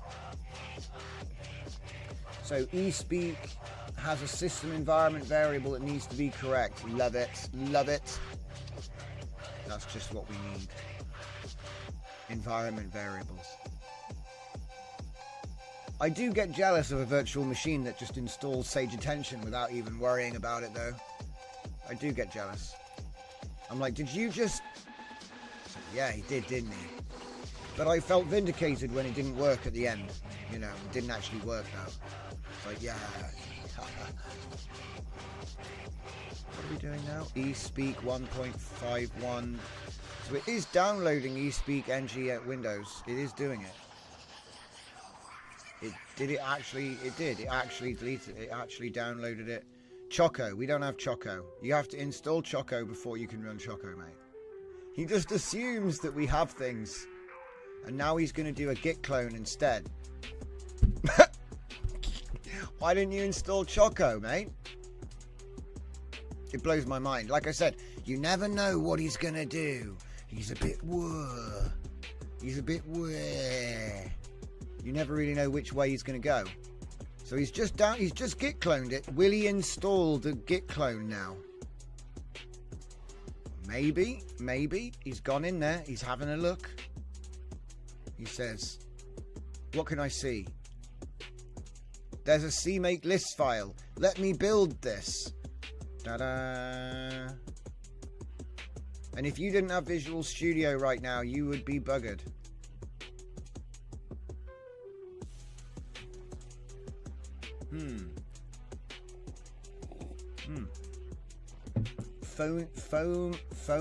Phonemizer eSpeak library, Phonemizer eSpeak path. Interesting.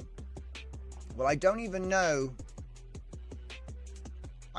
where to put that in this particular. So let's just keep going.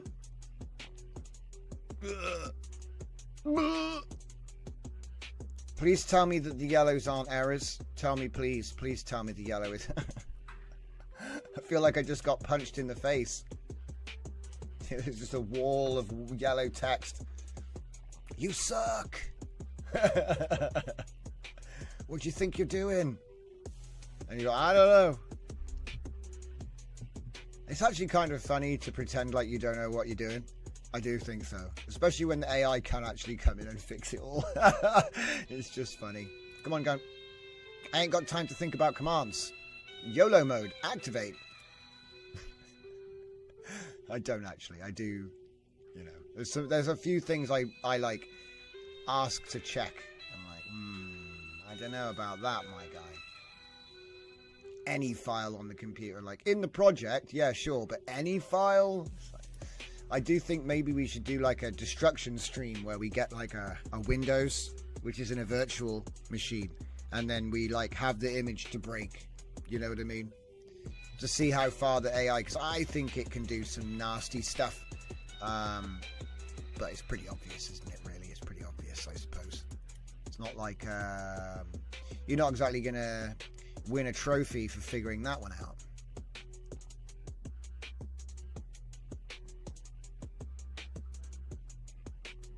eSpeak ng build dirrrr.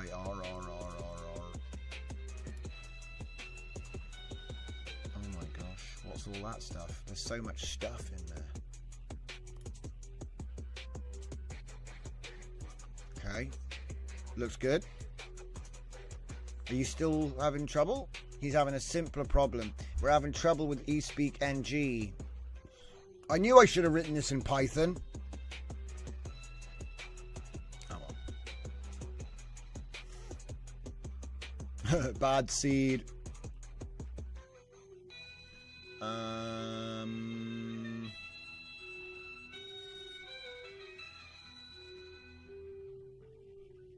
Right. That's it. Running out of patience. Where is it? New window. This is a half-hour segment, not an hour segment. What are you doing? 2 seconds, ladies and gents. I just got to put this here. And we're going to go open folder. We're going to go down to my tools section. We're going to find Mr. Spato. And we're going to say Pi Spato. Right? Spato.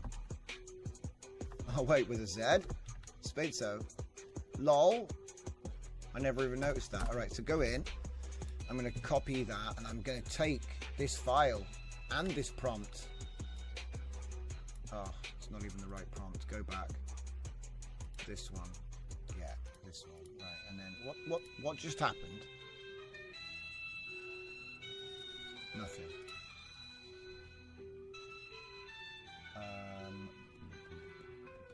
There it is, rev 0. Right, that there. Get the prompt, and it's just that. That's all it is. And I'm going to ask him to do it in Python, because the problem is he's picked the wrong stack. He's picked the wrong stack, yes.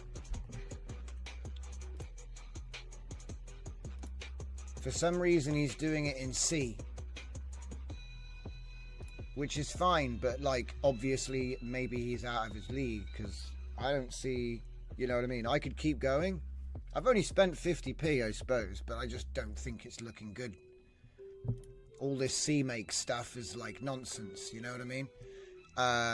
Okay, this will be a Python implementation. Probably a little bit E there.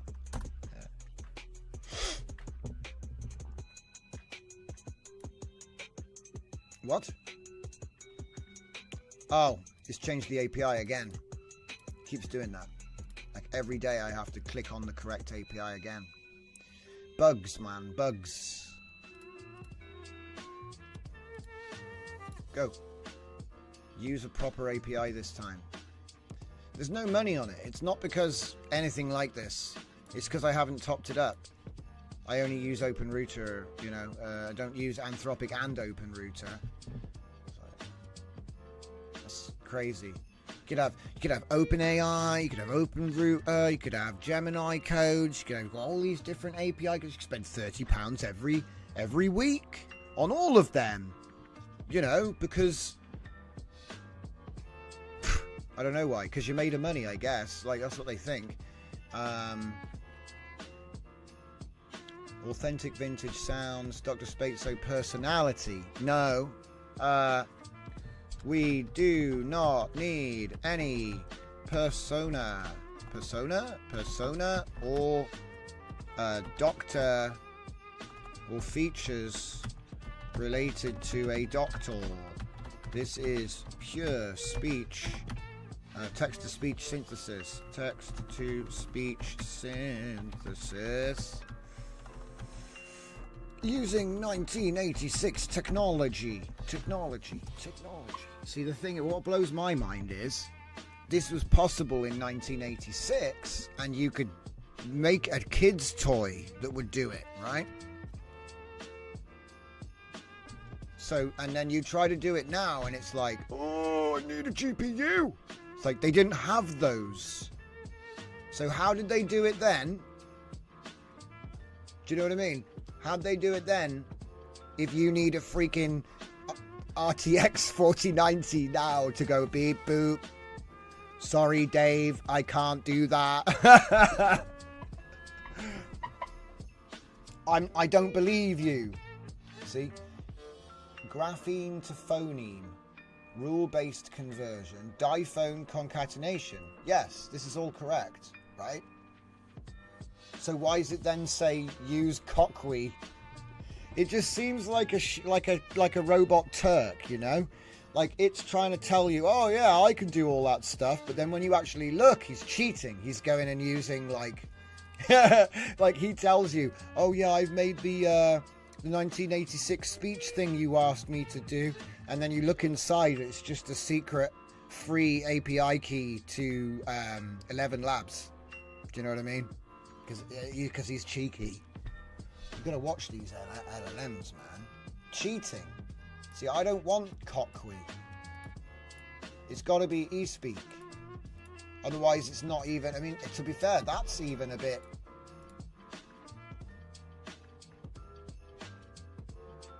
There. 1986 spec. Do you know what I mean? Like, what, you can't do it? Is this like the moon landing again?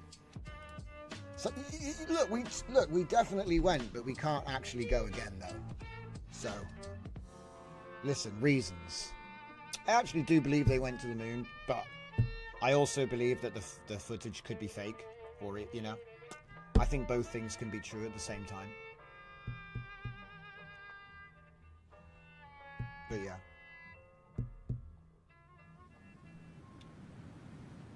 What? Okay. So it's working. It's working on doing it with Python. So while he's doing that, let's see if he actually manages to finish the app version. Because I don't care if I get both. You know? It's fine. Okay.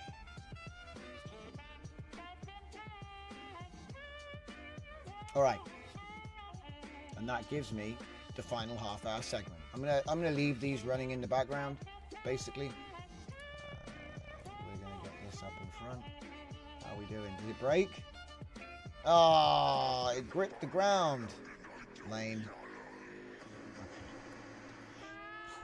Okay. It didn't work.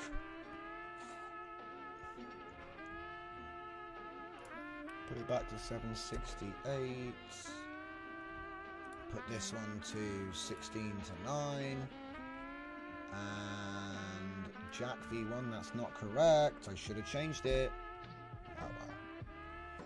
4 NGL3 to B. Alright. What we got? We got angle there. Yep. Good. Okay, so we'll have like, I don't know, 16. Go. I'll come back to them later. Now, I need my audio tabs. Now, where is it? I think it's... Maybe it's that one. Yeah, it looks okay. We got the pop lock. So let's see what's this one sound like. Right, radio's going offline, guys. That's that one there. So what we're going to be doing is we're going to take a little bit of a dive into the audio side of things. It's going to be a pop lock collection. Let me see if I can actually find them all. So let's see, pop lock 1, pop lock 2. Can I not change tab every time I do this? Nope. Google, guys, Google. Do you love Google? Do you love our Lord and Savior, Google? I love the way he makes our lives easier every day. With less clicks, less spam, and best of all, no ads. Okay, let's go here. Could I take a moment of your time to talk to you about Alphabet? Okay. Johnson Originals. Okay. It's time to go take up the corner of the screen. But I'm going to need a Dutch angle for this one. How about that one? I think that one's better. So now we're going to talk about music. Alright. This one was built with style transfer. So I took one of my songs. Okay. I took one of my songs and we have a short list of tracks. So this is one of them. Okay, so if I was to say, I'm not going to, but if I was to go extend, right? We're going to end up with something like this. A little bit of it, like 30 seconds, gets sampled, okay? And then we can do strength of the style. And the quality is already high, blah, blah, blah. That's fine. I leave everything else alone. But pretty much, that's it. And manual mode. Otherwise, you won't even listen to the prompt. Okay. So, at this point, we're already done. All I need to do is download these tracks, okay? So, we're not dealing with the audio stuff today. We've done that. We've done that. So let's just download these.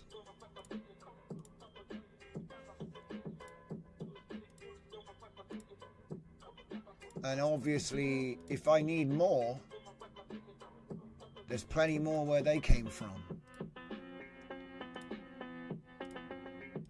This album hasn't even come out yet, so I should probably stick my ass and fix it.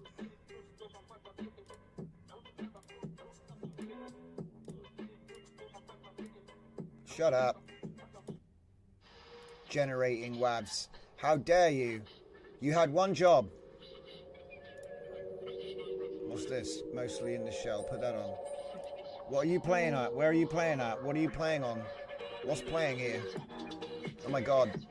It's the remix. God damn it. Yeah. No. See? It's confusing. There it is. Mostly in the shell. That's the one. Right. So what do I actually have here? V1. See, this is why I keep everything by URLs, guys. Useless. What are you going to do? You're going to remember they're all called Poplock V2? Are you going to remember that? Jesus. So I'm just going to download... Oh, crap. I'm just going to download them all. And hopefully, at the end, they're not all the same bloody song. This sort of stuff can drive you a bit mental. But I suppose, you know, I never actually changed the names of the files, which I could have done. So, you know, you could say I've only got myself to blame.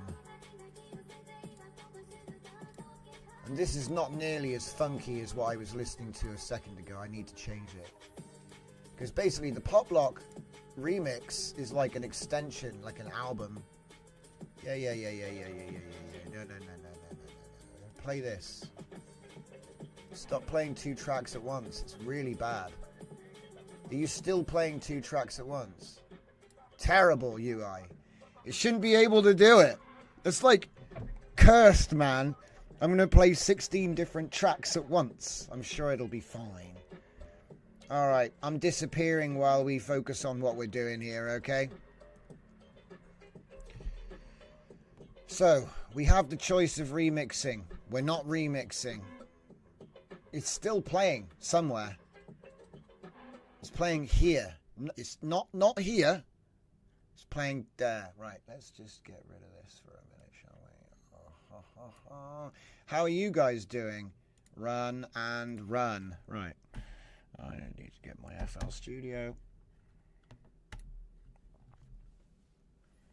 Big FL Studio time. Yeah. Just run it. Yeah. We'll just have a basic one, please. No plugins, thanks. Yeah. Yeah. What's going on here? It's like it's being weird about the size of things. Okay, proceed. Okay, what's this? Run command, yeah, cool. Run command, yeah, cool. Python, pipeline test, generated samples. Look at that. It did Python just win in like 5 minutes, whereas this thing was going for like an hour and a half. Man. Yeah, look. Hello computer. Whoa, it just spoke to me. Do it again. Python main py hello. Do it again. No, wait. Oh. See, things happen just when I'm not expecting them to. But yeah, so music, right? Blah, blah, blah, blah. Blah, blah, blah, blah. Blah, blah, blah, blah. So if I just go into my downloads folder, we should have all of those tracks there. Stop trying to move stuff, Windows. Now, can we actually tell? I don't think we can even tell. Oh, well. I got a way to tell.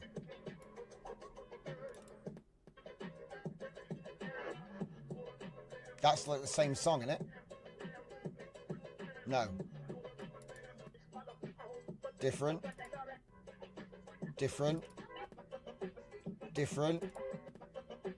Oh, wait.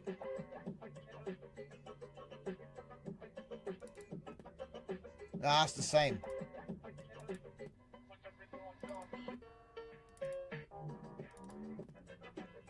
Yeah, so that one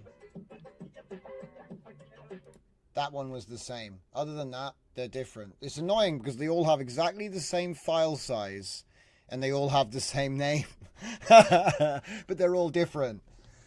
Right, so we're going to take these and we're going to put them in the, whatchamacallin? We're going to put him in the door.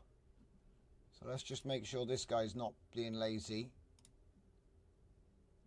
Wait.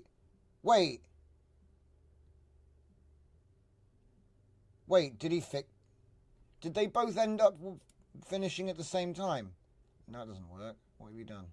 It worked a minute ago. Hello, world. I heard him say it.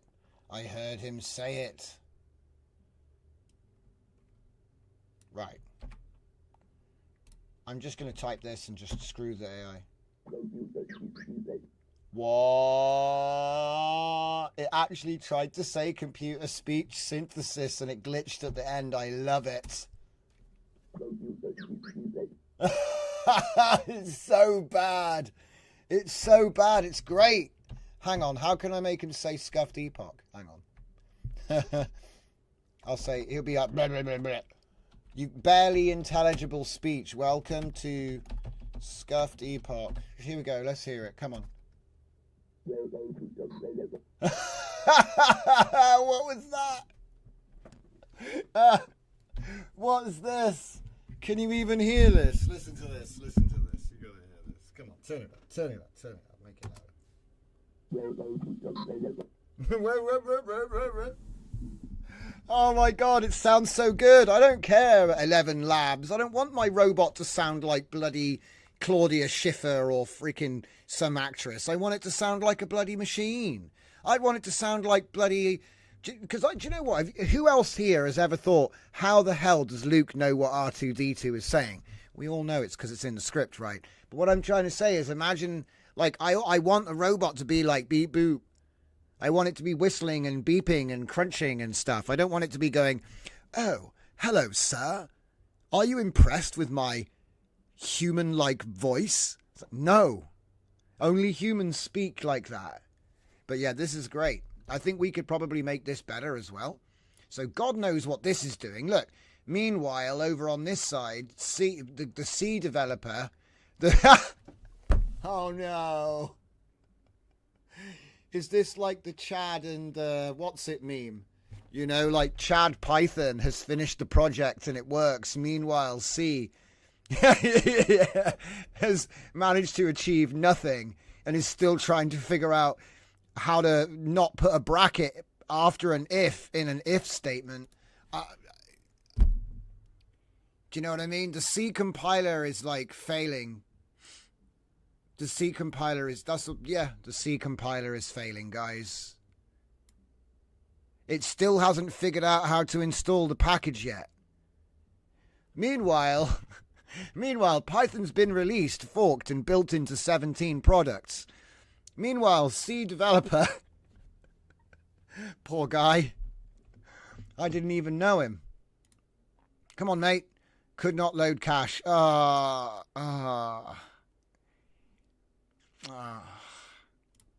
Okay. We can update the, update the readme.md to prepare for the GitHub release. Off you go, mate. Meanwhile, this guy, cmake build config release. Okay, there's nothing there, guys. The release folder does not exist. I cannot find my work because my work does not exist. That's what he's saying.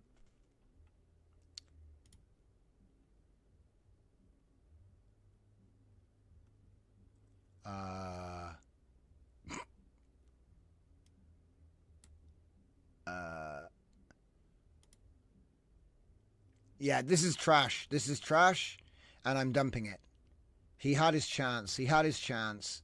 Just remember, just build it with Python.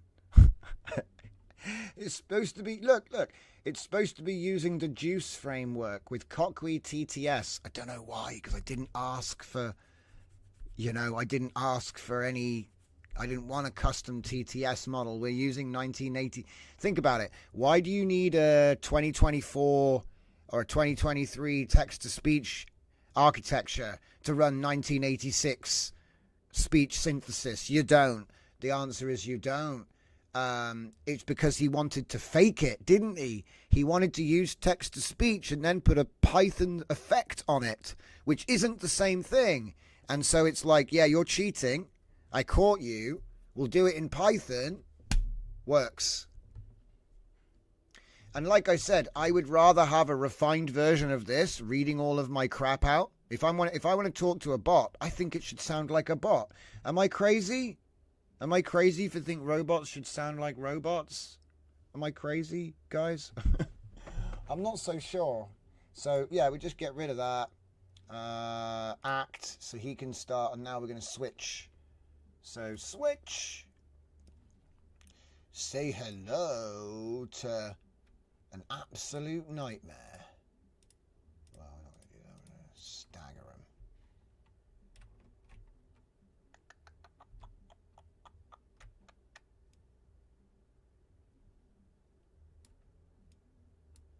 Okay, so.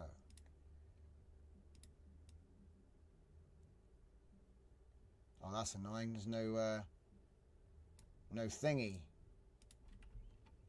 Oh my God, can we not? There we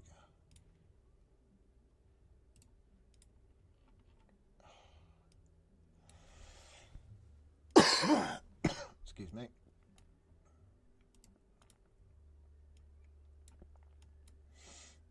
Now, I'm not trying to like do anything crazy here, guys. Whoops. As you can see, we're just staggering out the various tracks as clips. It's left click to clone, left click to place, right click to clear it. So of course I started by dragging those tracks that we were looking at, that we made, what we done made earlier. And if I just take this, put that one there. Oh, no, there we go, there we go, there we go. Go back to the start and get rid of that. Okay, so now what we've got is what I would say is the beginnings. That's the beginnings of a thing right there. Now, if you don't have the paid version, you can't save projects, which means you're going to have to do everything one shot every time from scratch, which actually is a really good way to learn the system if you think about it, because if you can save stuff, you probably only did that thing once and then never again, because you're just working in a project all the time. So actually, I found when I was learning this software, I used it for free for like I used it for free since it came out. And I only actually bought it this year or last year for the first time, because I was actually making loads of music, and I thought, you know what, sling them some cash. And then it does mean I can do this. I can do save as, right? We're just going to call this Potluck, and this is not going to be done in the next 10 minutes. This isn't even going to be done tonight, because like I said, back in the old school days, I would be finishing it now and it would probably take me an hour, right? Whereas now I'm thinking, ooh, it's like a sculpture. So obviously the first thing I'm going to want to look at is the overlaps. See the overlap here? So how does that sound? Are we even playing? I don't see it playing. There. I still don't see it playing. Pattern, song. It's trying to embarrass me in front of all my friends. Right, come on. What are you doing? You numpty. So what have we done? We've clicked on something somewhere and then it's not. See, pattern. It's not a pattern though. Well, I guess it is a pattern. This is pattern 1, technically. I'm not hearing nothing. I ain't hearing nothing. Why is it being a dick?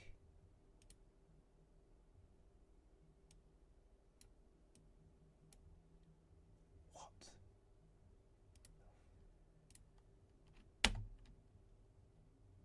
What?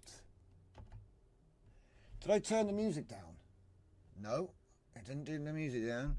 Oh, this is lovely, this is. So basically, it doesn't want to play, and we've got no idea why. If I could punch him in the face. 1.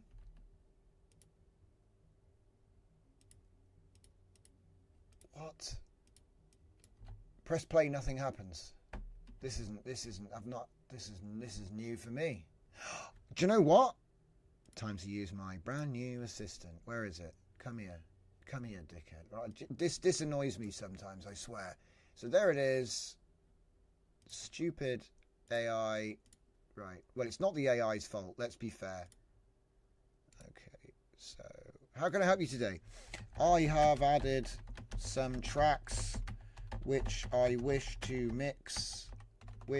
To mix together. However, when I press play, there is no sound, but I see the audio wave moving. Let's see if I've never even tested this assistant, so this will be good.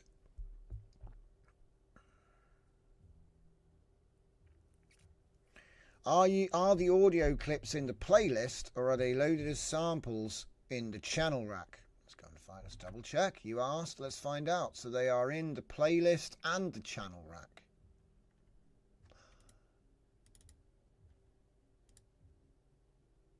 No, it's not that. Okay, so the playlist and the channel rack. Playlist and channel rack. The playhead is not moving in the playlist. This has never happened before, by the way. Just today. I've been using this for more than 10 years. The playhead is not moving. Yeah. Ensure song mode is active, right? So let's just put him over 1. Oh, look, Windows is so mate. Disappointing. I'm going to say that. Microsoft is disappointing, okay? That's what I'm going to say. I'd use stronger language, but it doesn't make any difference, does it? It won't change anything. So can I actually put this there either? Look, you know the Windows whole, like, you put it to the side of the screen? Put it to the top? No, not this app. So yeah, that was all a complete waste of time. I love Windows. Right, I'll do it myself, he said. I'll just do it myself. Okay, so he says pattern and song, right? So that's as you saw me switching between the two earlier, pattern and song. Click song mode. So it's in song mode.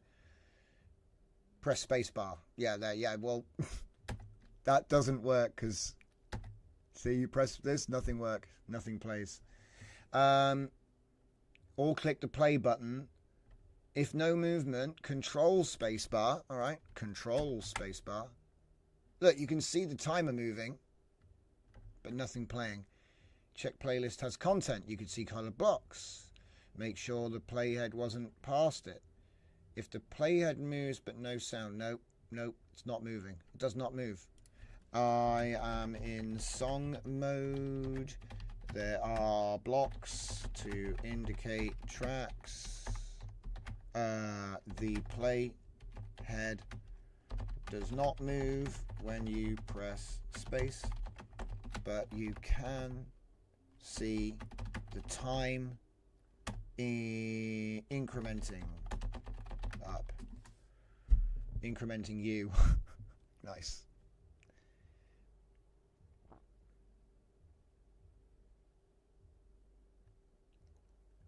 Press F5 twice. Control mouse wheel to... What? Okay, right, let's try that. F5, F5. No. What's the other thing you want me to do? Control mouse wheel. See? No, it's not playing. Bonkers. It's like it's paused or muted somewhere. The problem with tools like this is that there could be a shortcut that I've never pressed, which I pressed today. Bad luck, mate. F9 mixer. Yeah, the mixer's up. Yeah. Look for tracks. Don't see tracks. Send to mixer track. Well, there. Now I'll say this: they're not actually. They're not like I could change it so they're all send to track 1 or whatever, or channel 1 even for the mixer. But that don't matter because still no. Look, it's not playing back. I wonder if we'll ever actually fix this. This is stupid. So, right, hang on. I just need to...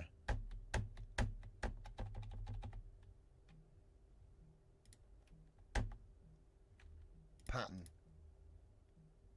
What? Yeah, so, you know, remember that one time I was like, let's check out this FL Studio thing, and then it can't even play a sync, it can't even play a track?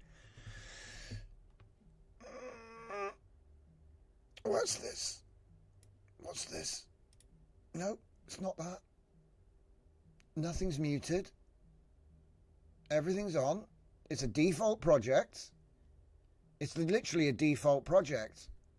Like, right. I'm just, for the sake of argument, I'm just gonna, because I refuse, there's no way. Just make an empty thing. Yeah, just no. It just didn't work, did it? All right. Let's try. Wait a minute. Where's all the music gone? So, the songs I just downloaded, yeah? Ah, now they're back. My computer's having fun with me today. I think we've got a joker on our hands. So how about I just bring in one track, yeah? Just put one track there.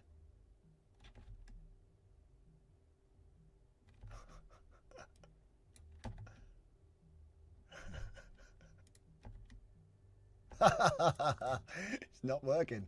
Totally scuffed. Look at this. Wait a minute. There's nothing in it. This is so stupid. Right, there's your track. Look. Not playing. What? What? FL Studio is definitely playing.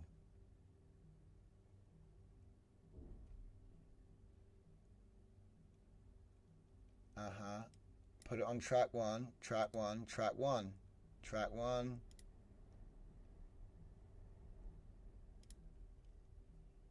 No.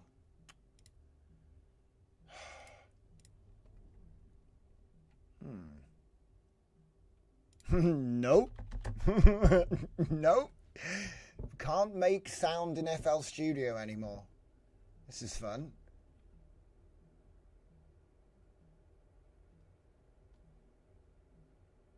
The transport bar. You want me to say that? Now it works. Can somebody rewind my stream and tell me what cursed magic I just did to make that work? Because I don't think I did anything. I said nope, and now it works. That's awesome. Like I said, I've genuinely never had that problem before, where it's just like, yeah, we're not going to actually play the song now. And still no idea what it was that actually worked. I mean, I put it into track one there, but I did that on the last one.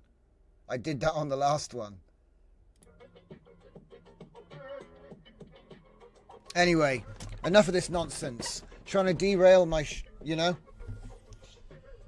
So, right then. So we have our playlist finally. Alright, so what I'm going to do is I'm going to make it a little bit smaller.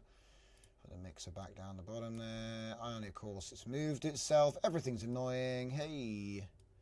Alright. So.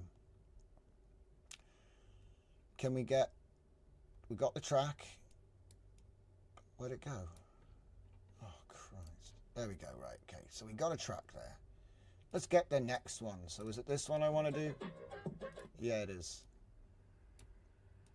So I put that like, I don't know. I mean, look, I'm only putting it on a different thing for now to make it clearly separated, but usually they're a different color as well, which is usually helpful. So anyway, this is where I was trying to get to. So you got a little bit of a... So it's just there. And then from here, so it's like finding where the beat drops, and then we'll blend it in.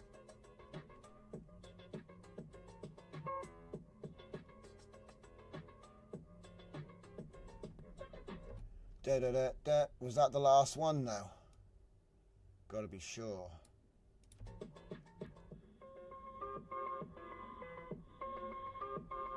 Could just take it from there. There. Right, okay. So basically there, around there-ish. Whoops. Oi, just move. Okay.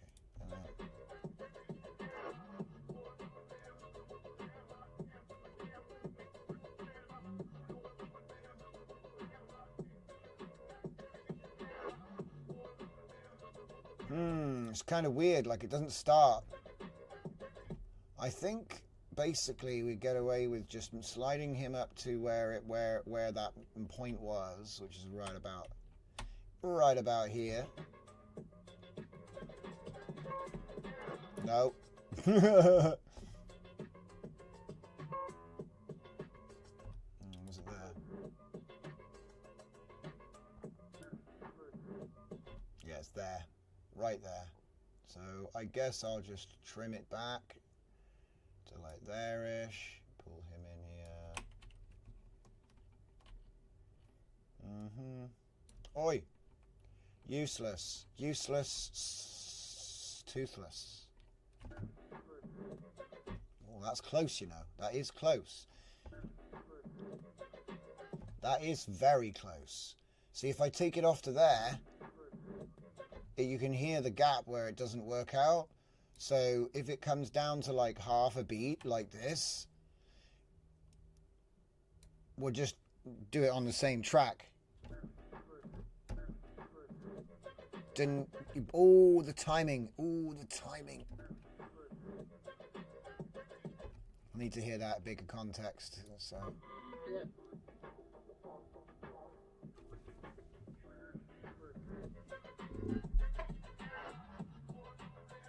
Yeah, that's actually not. That's actually.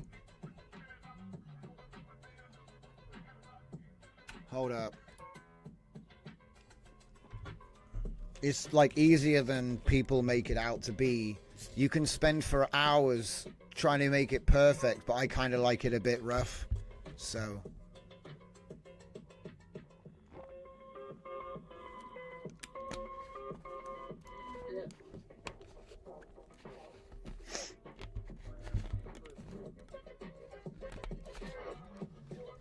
Yeah, you'll get away with that.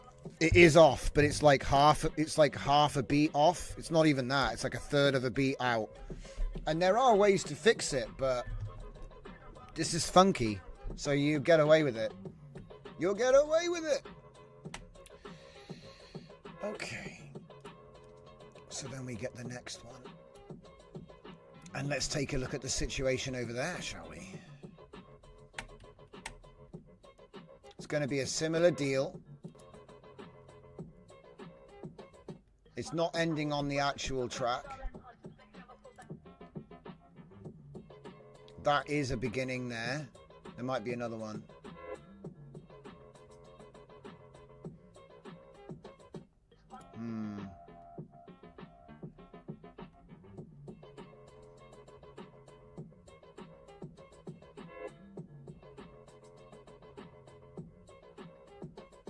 Oh, it's so annoying. Like the changeover point is right at the end, so you have to like basically go farther back.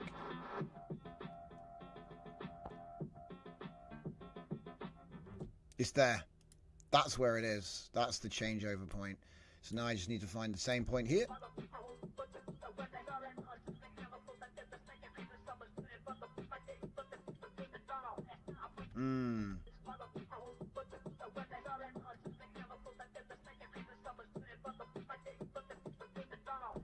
Because there's a high beat, dum dum, and then there's a low beat, dum dum. That's how the rhythm of the composition is working out. So it's like you can't just chop it off in the middle, because then you'll like get half of a bar. But yeah.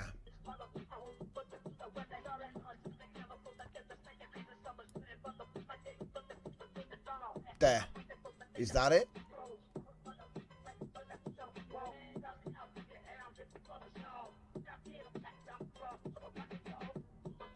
That's actually the beginning right there. Damn. I might be to get another one.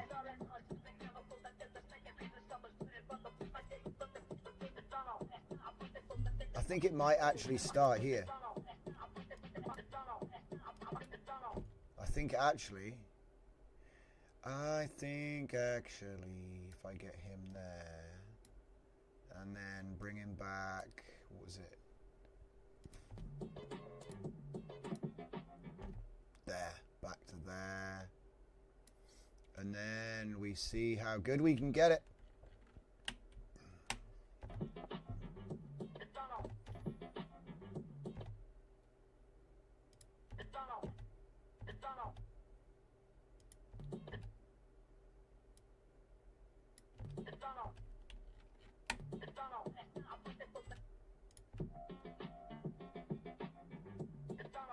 No. More like there. Actually. Oh, what? I got scammed. Dum dum dum dum.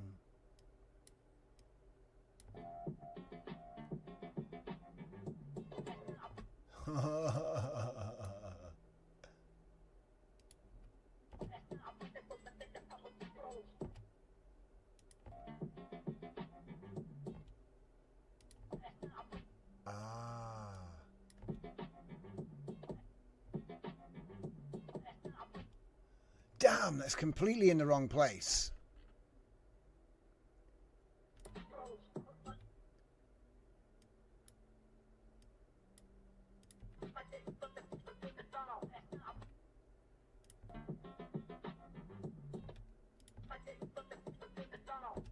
It's there, surely. Surely that's it. But then I have to match it. Dum dum. Do you know what?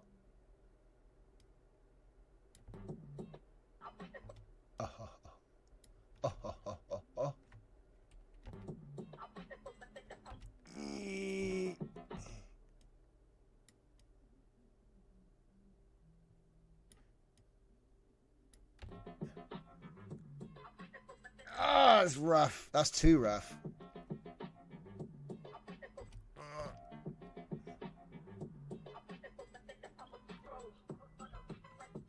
It's not even...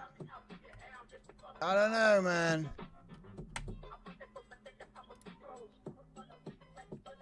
Ooh, that's so sketchy, but it worked. Because the beats changed. You just call it pop lock 2. It's fine. So it's weird, like where the breakover happens, you can hear it. Right.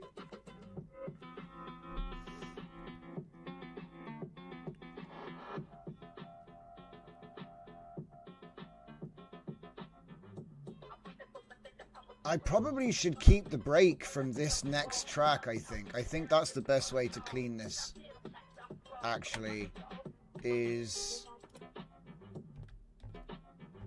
from about here. So, essentially...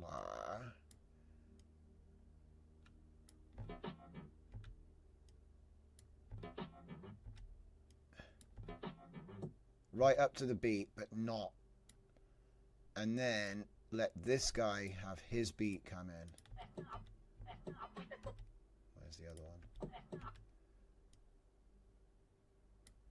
Oh, it's so... No, you can't hear it. Yeah, but it actually goes quiet though. I wonder if I can get away with it. No, it's choking out the... Yeah! Yeah, that's good. That's what I like. Yeah. All right, that was effort. So annoying. My God, man, the waveforms. That what we did was we extended the waveform so the blend took place over a wider gap. See that there? It's kind of like a fish hook going into a spiral spring. I don't know, that probably doesn't help.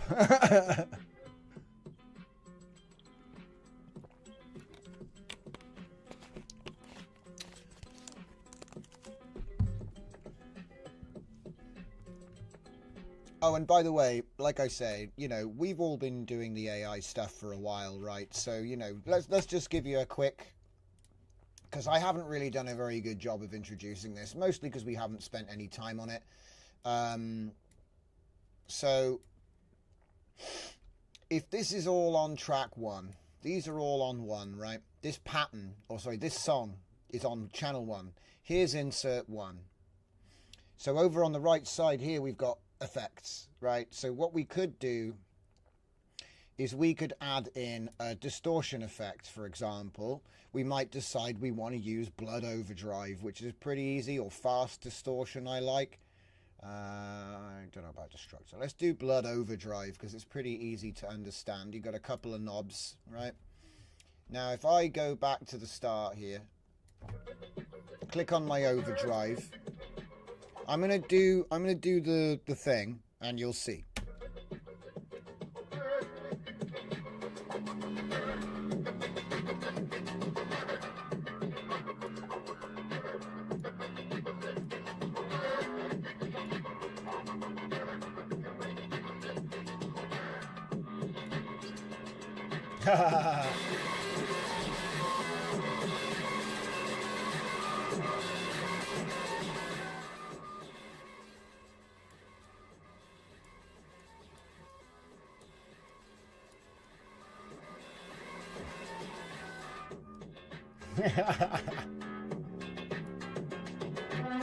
Much better.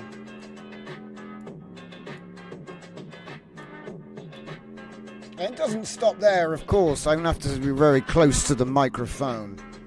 It doesn't stop there.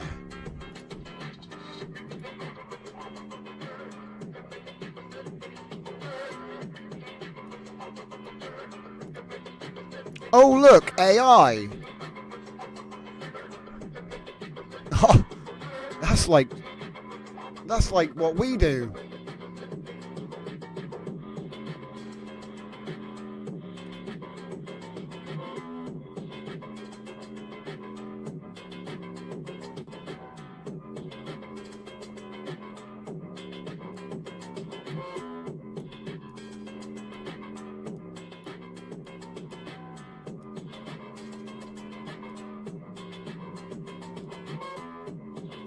Oh boy, we ain't done.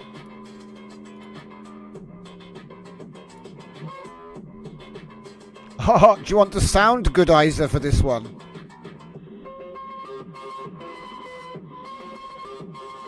Oh man, that is a serious tone.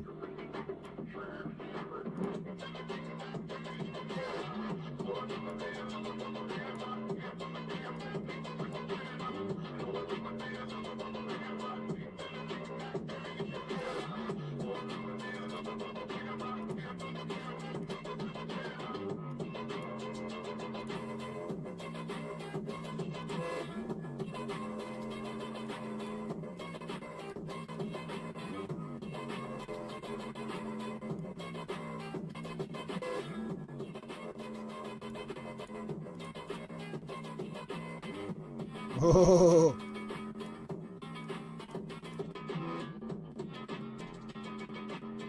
It's glitching bad.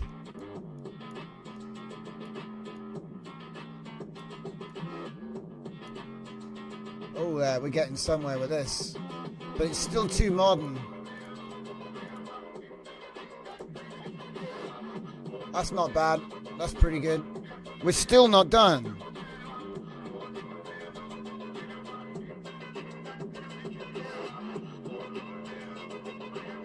Yes, of course. Everyone loves the Bit Crusher.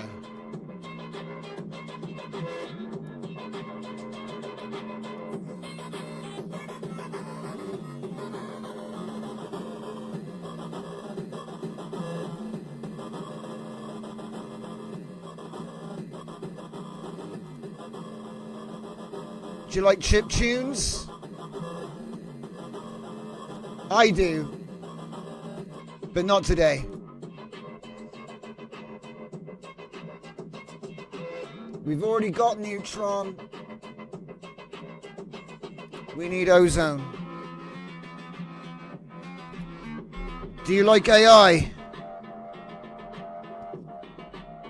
Oh, that is a sound.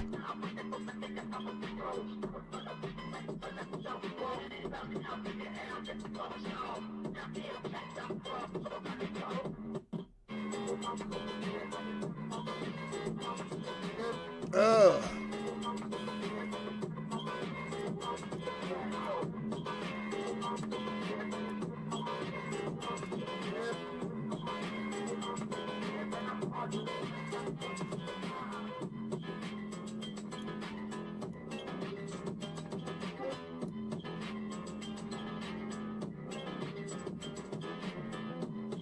That's crazy. Blows my mind every time.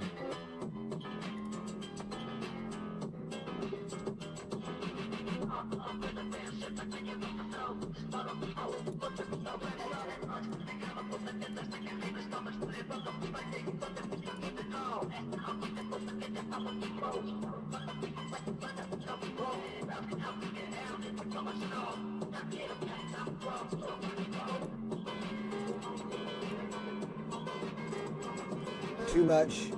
Way too much.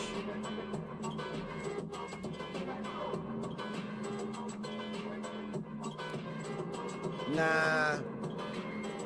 I'm not feeling the reverb. Not feeling the reverb.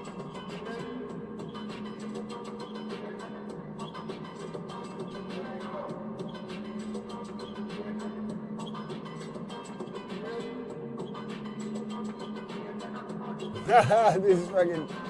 My God.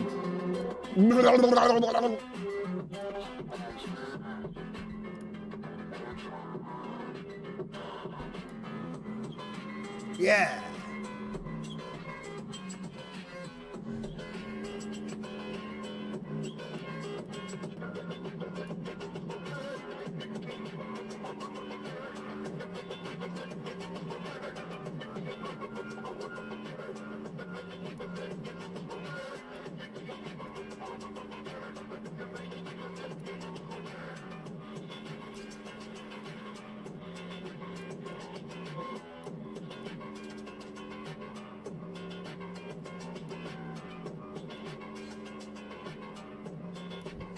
That's pretty good, though. It's a bit... I think it could be bigger, though. There's still something missing. There's like a little... like a MSG. What do I need? There's something here which I haven't done. I got my vinyl in. Oh, of course. Sound good. You need to turn up the sound good to full. So it breaks. So it's broken, you see? You can't hit the buttons anymore. Nah, I'm just joking around, guys. Let's turn this down. Okay. Like I said, I always have fun.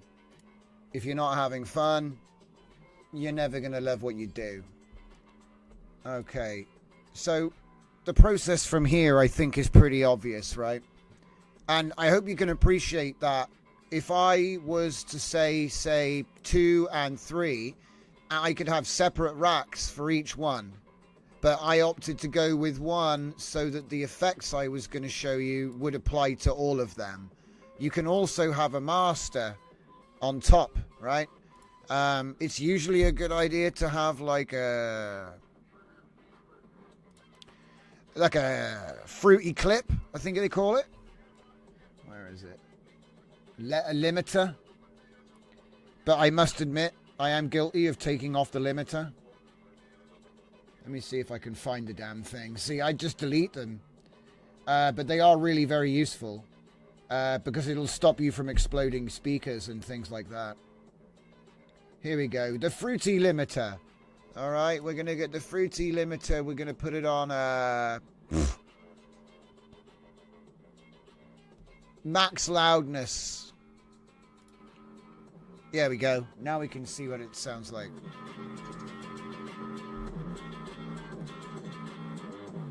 No. No. Leave that there.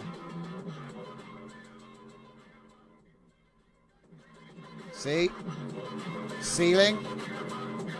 So, like, you like distorted music, you like making distorted music, chances are the last thing you do is put a limiter on and then pump the ceiling to the roof.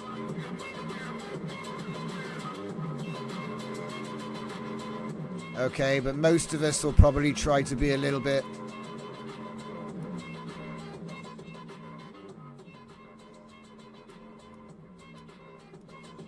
But most of us will probably be a little bit more reserved.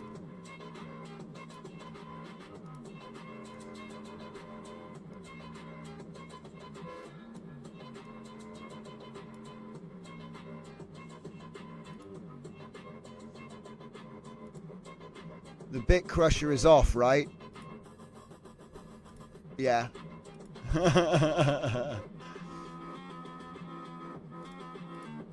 Now, you don't really need Maximus because we're already using Neutron. See? If I just turn off Maximus, it sounds better. But I do like the distortion. I am... Look how clean it is when you turn it off. It's like a space squid. And we turn it back on. You can actually blend it as well. You can't see, but you can rotate this thing down here. You can actually rotate the wheel. See, the thing that everyone doesn't know about this stupid program, it's so old, it has so many features, that half of them you don't even know what they are. So, like, there's levels here as well. Look. It's got that here as well. I don't even know if you can put that back. Double click. Right click. Reset. No. No such thing, mate. It's like that forever now. Normally I'd go with something like this. Sounds good. Maybe subtle. Because like, that's crap, right? That's crap. Horrible. Tinny. Tinny! We like a good wood sound. Nice and woody. See, that's not woody. That's pretty woody there, though. This, not woody. Wood. I probably overdid it to, you know, joking around. But it definitely makes a very interesting sound, I'll say that much.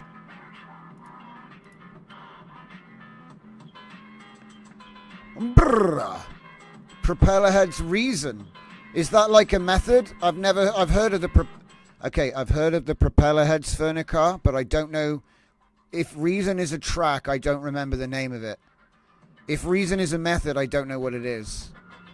You see what I did there? I've never heard of this reason thing. What's that? Tell me more.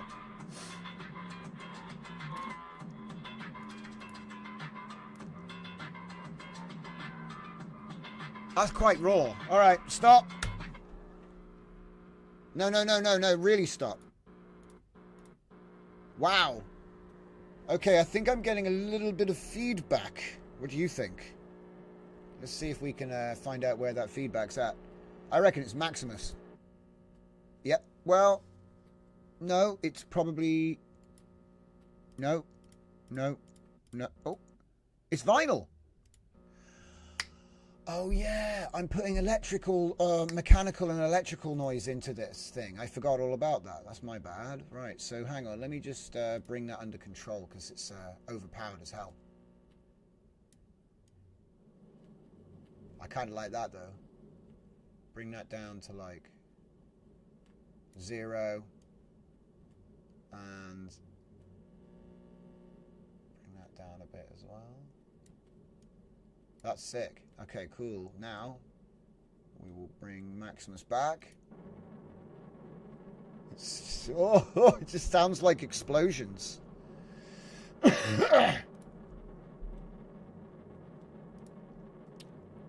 Maximus! You want a rocket engine sound? Sounds pretty freaking convincing to me. Could make it like nice low rumble for you. That to there. No.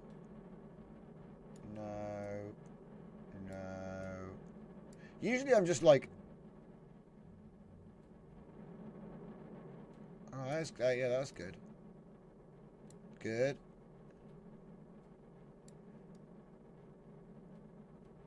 Can't even see it. All right, bring it back. Seems tinny.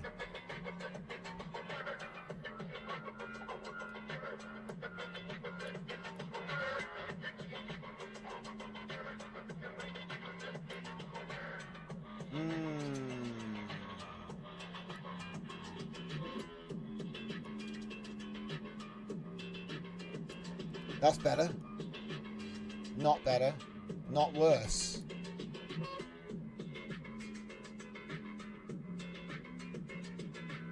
Nah, that's not doing anything. Let's hear it here.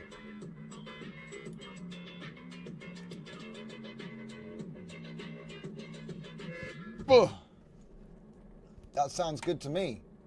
The only thing is, what happens when you bring in the next extension? What-ish?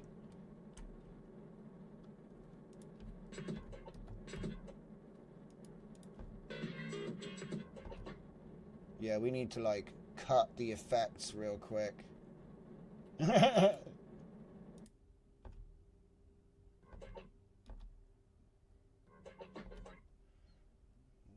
it. You see how this can take so long? Like, now you can see.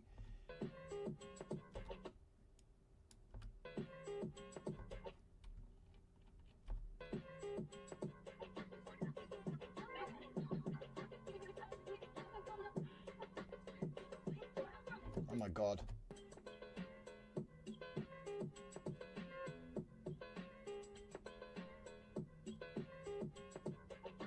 It should have looped there. It's so annoying. So the new loop starts here.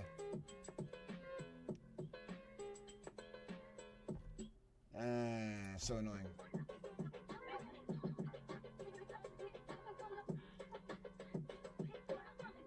I might start extending the tracks forwards.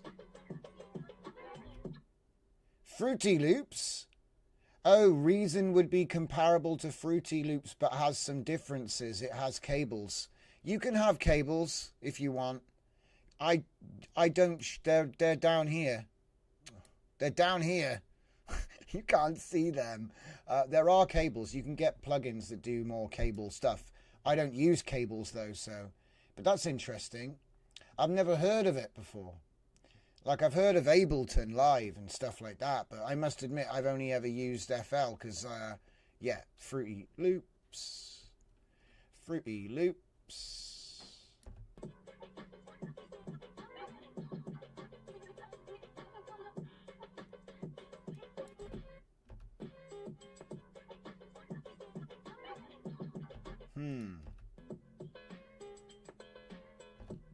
I've got a crazy idea.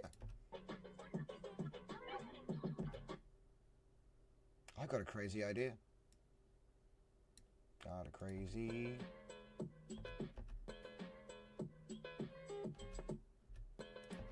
Where? There. Ain't no way. Nope.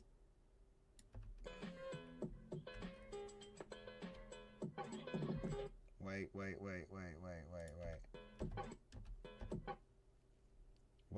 Where's it gonna go?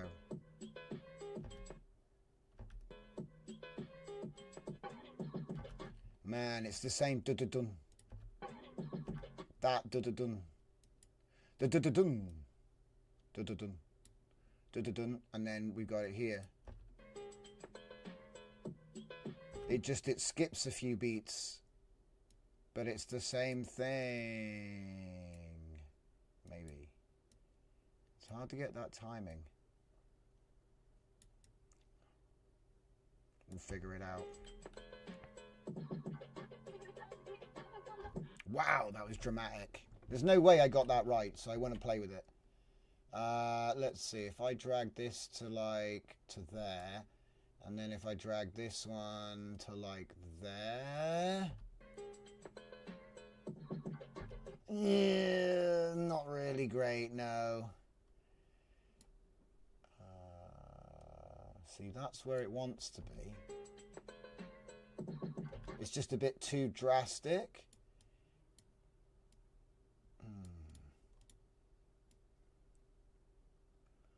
Oh. Wow.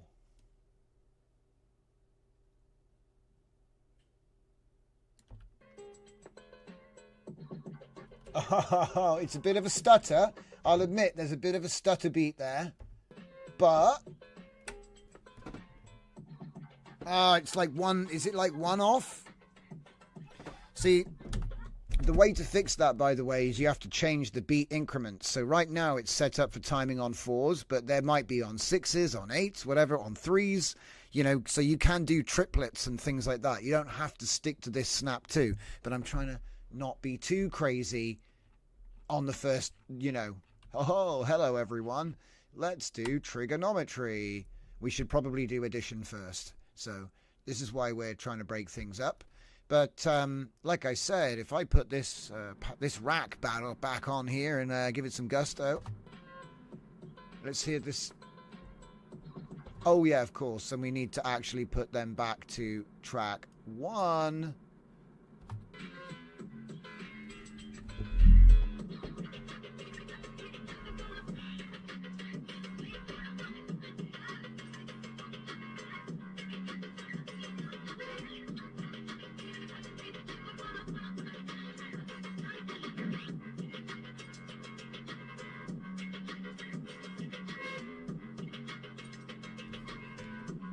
This is, yeah, boy. Okay, I'm happy with that. I'm happy with that. I'm happy with that. The only thing is, my God, man, can you hear the craziness on the? That's just overdrive. All right, mate. All right, calm down, calm down. I'm gonna turn that down. Turn it down. So, what I'm gonna do is I don't know what you mean by the first with cables, Fernie, because in the year 2003 I was working as an IT guy for a DJ who used Fruity Loops, and his room was full of cables, and this is going back 20 years, so I don't know what you mean by that, but I don't know what reason is. So maybe they are just as old as each other, you know. All I know is that DJs used to pass around CDs of pirate Fruity Loops like 20 years ago, and to be honest, they were using MIDI sequencing as a component of their live performance, so it was all vinyl. Do you know what I mean? It was all Technics decks, vinyls and mix decks, and that's all it was. But obviously I can't speak for everything. I can only speak to what I know. What I meant was, on the screen there were like little cable plugs that you plug in on the screen. And in fact, if I was to say I started to get into it earlier, I haven't actually, because where is it? See, I've got to remember where the damn thing is. This bloody software, honestly. Like, for example, you can drag here and you can hook up things in the mix, but that's not what I mean. Where is it? I think you right click on this and then you go, is it graph? No, it's not graph. It's not that. Double click it. Yeah, double click it. And then into the spanner. Right. Where is it?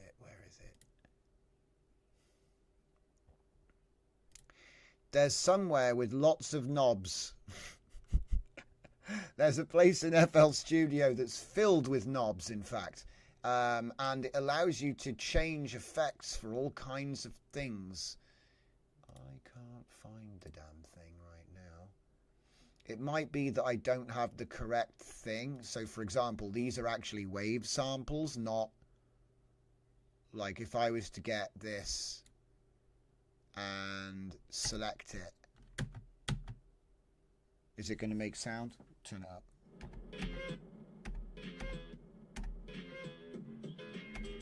What? Yeah, it is working. It's just not really worked. It's not a very good example. So as usual, I probably screwed the whole thing over. Yeah, Control Z is just, oh dear, that's not good. That's not good at all. All? Okay, we're back. We's back. Why is there now a mix at the top there? God knows. Wait. Did we just break everything?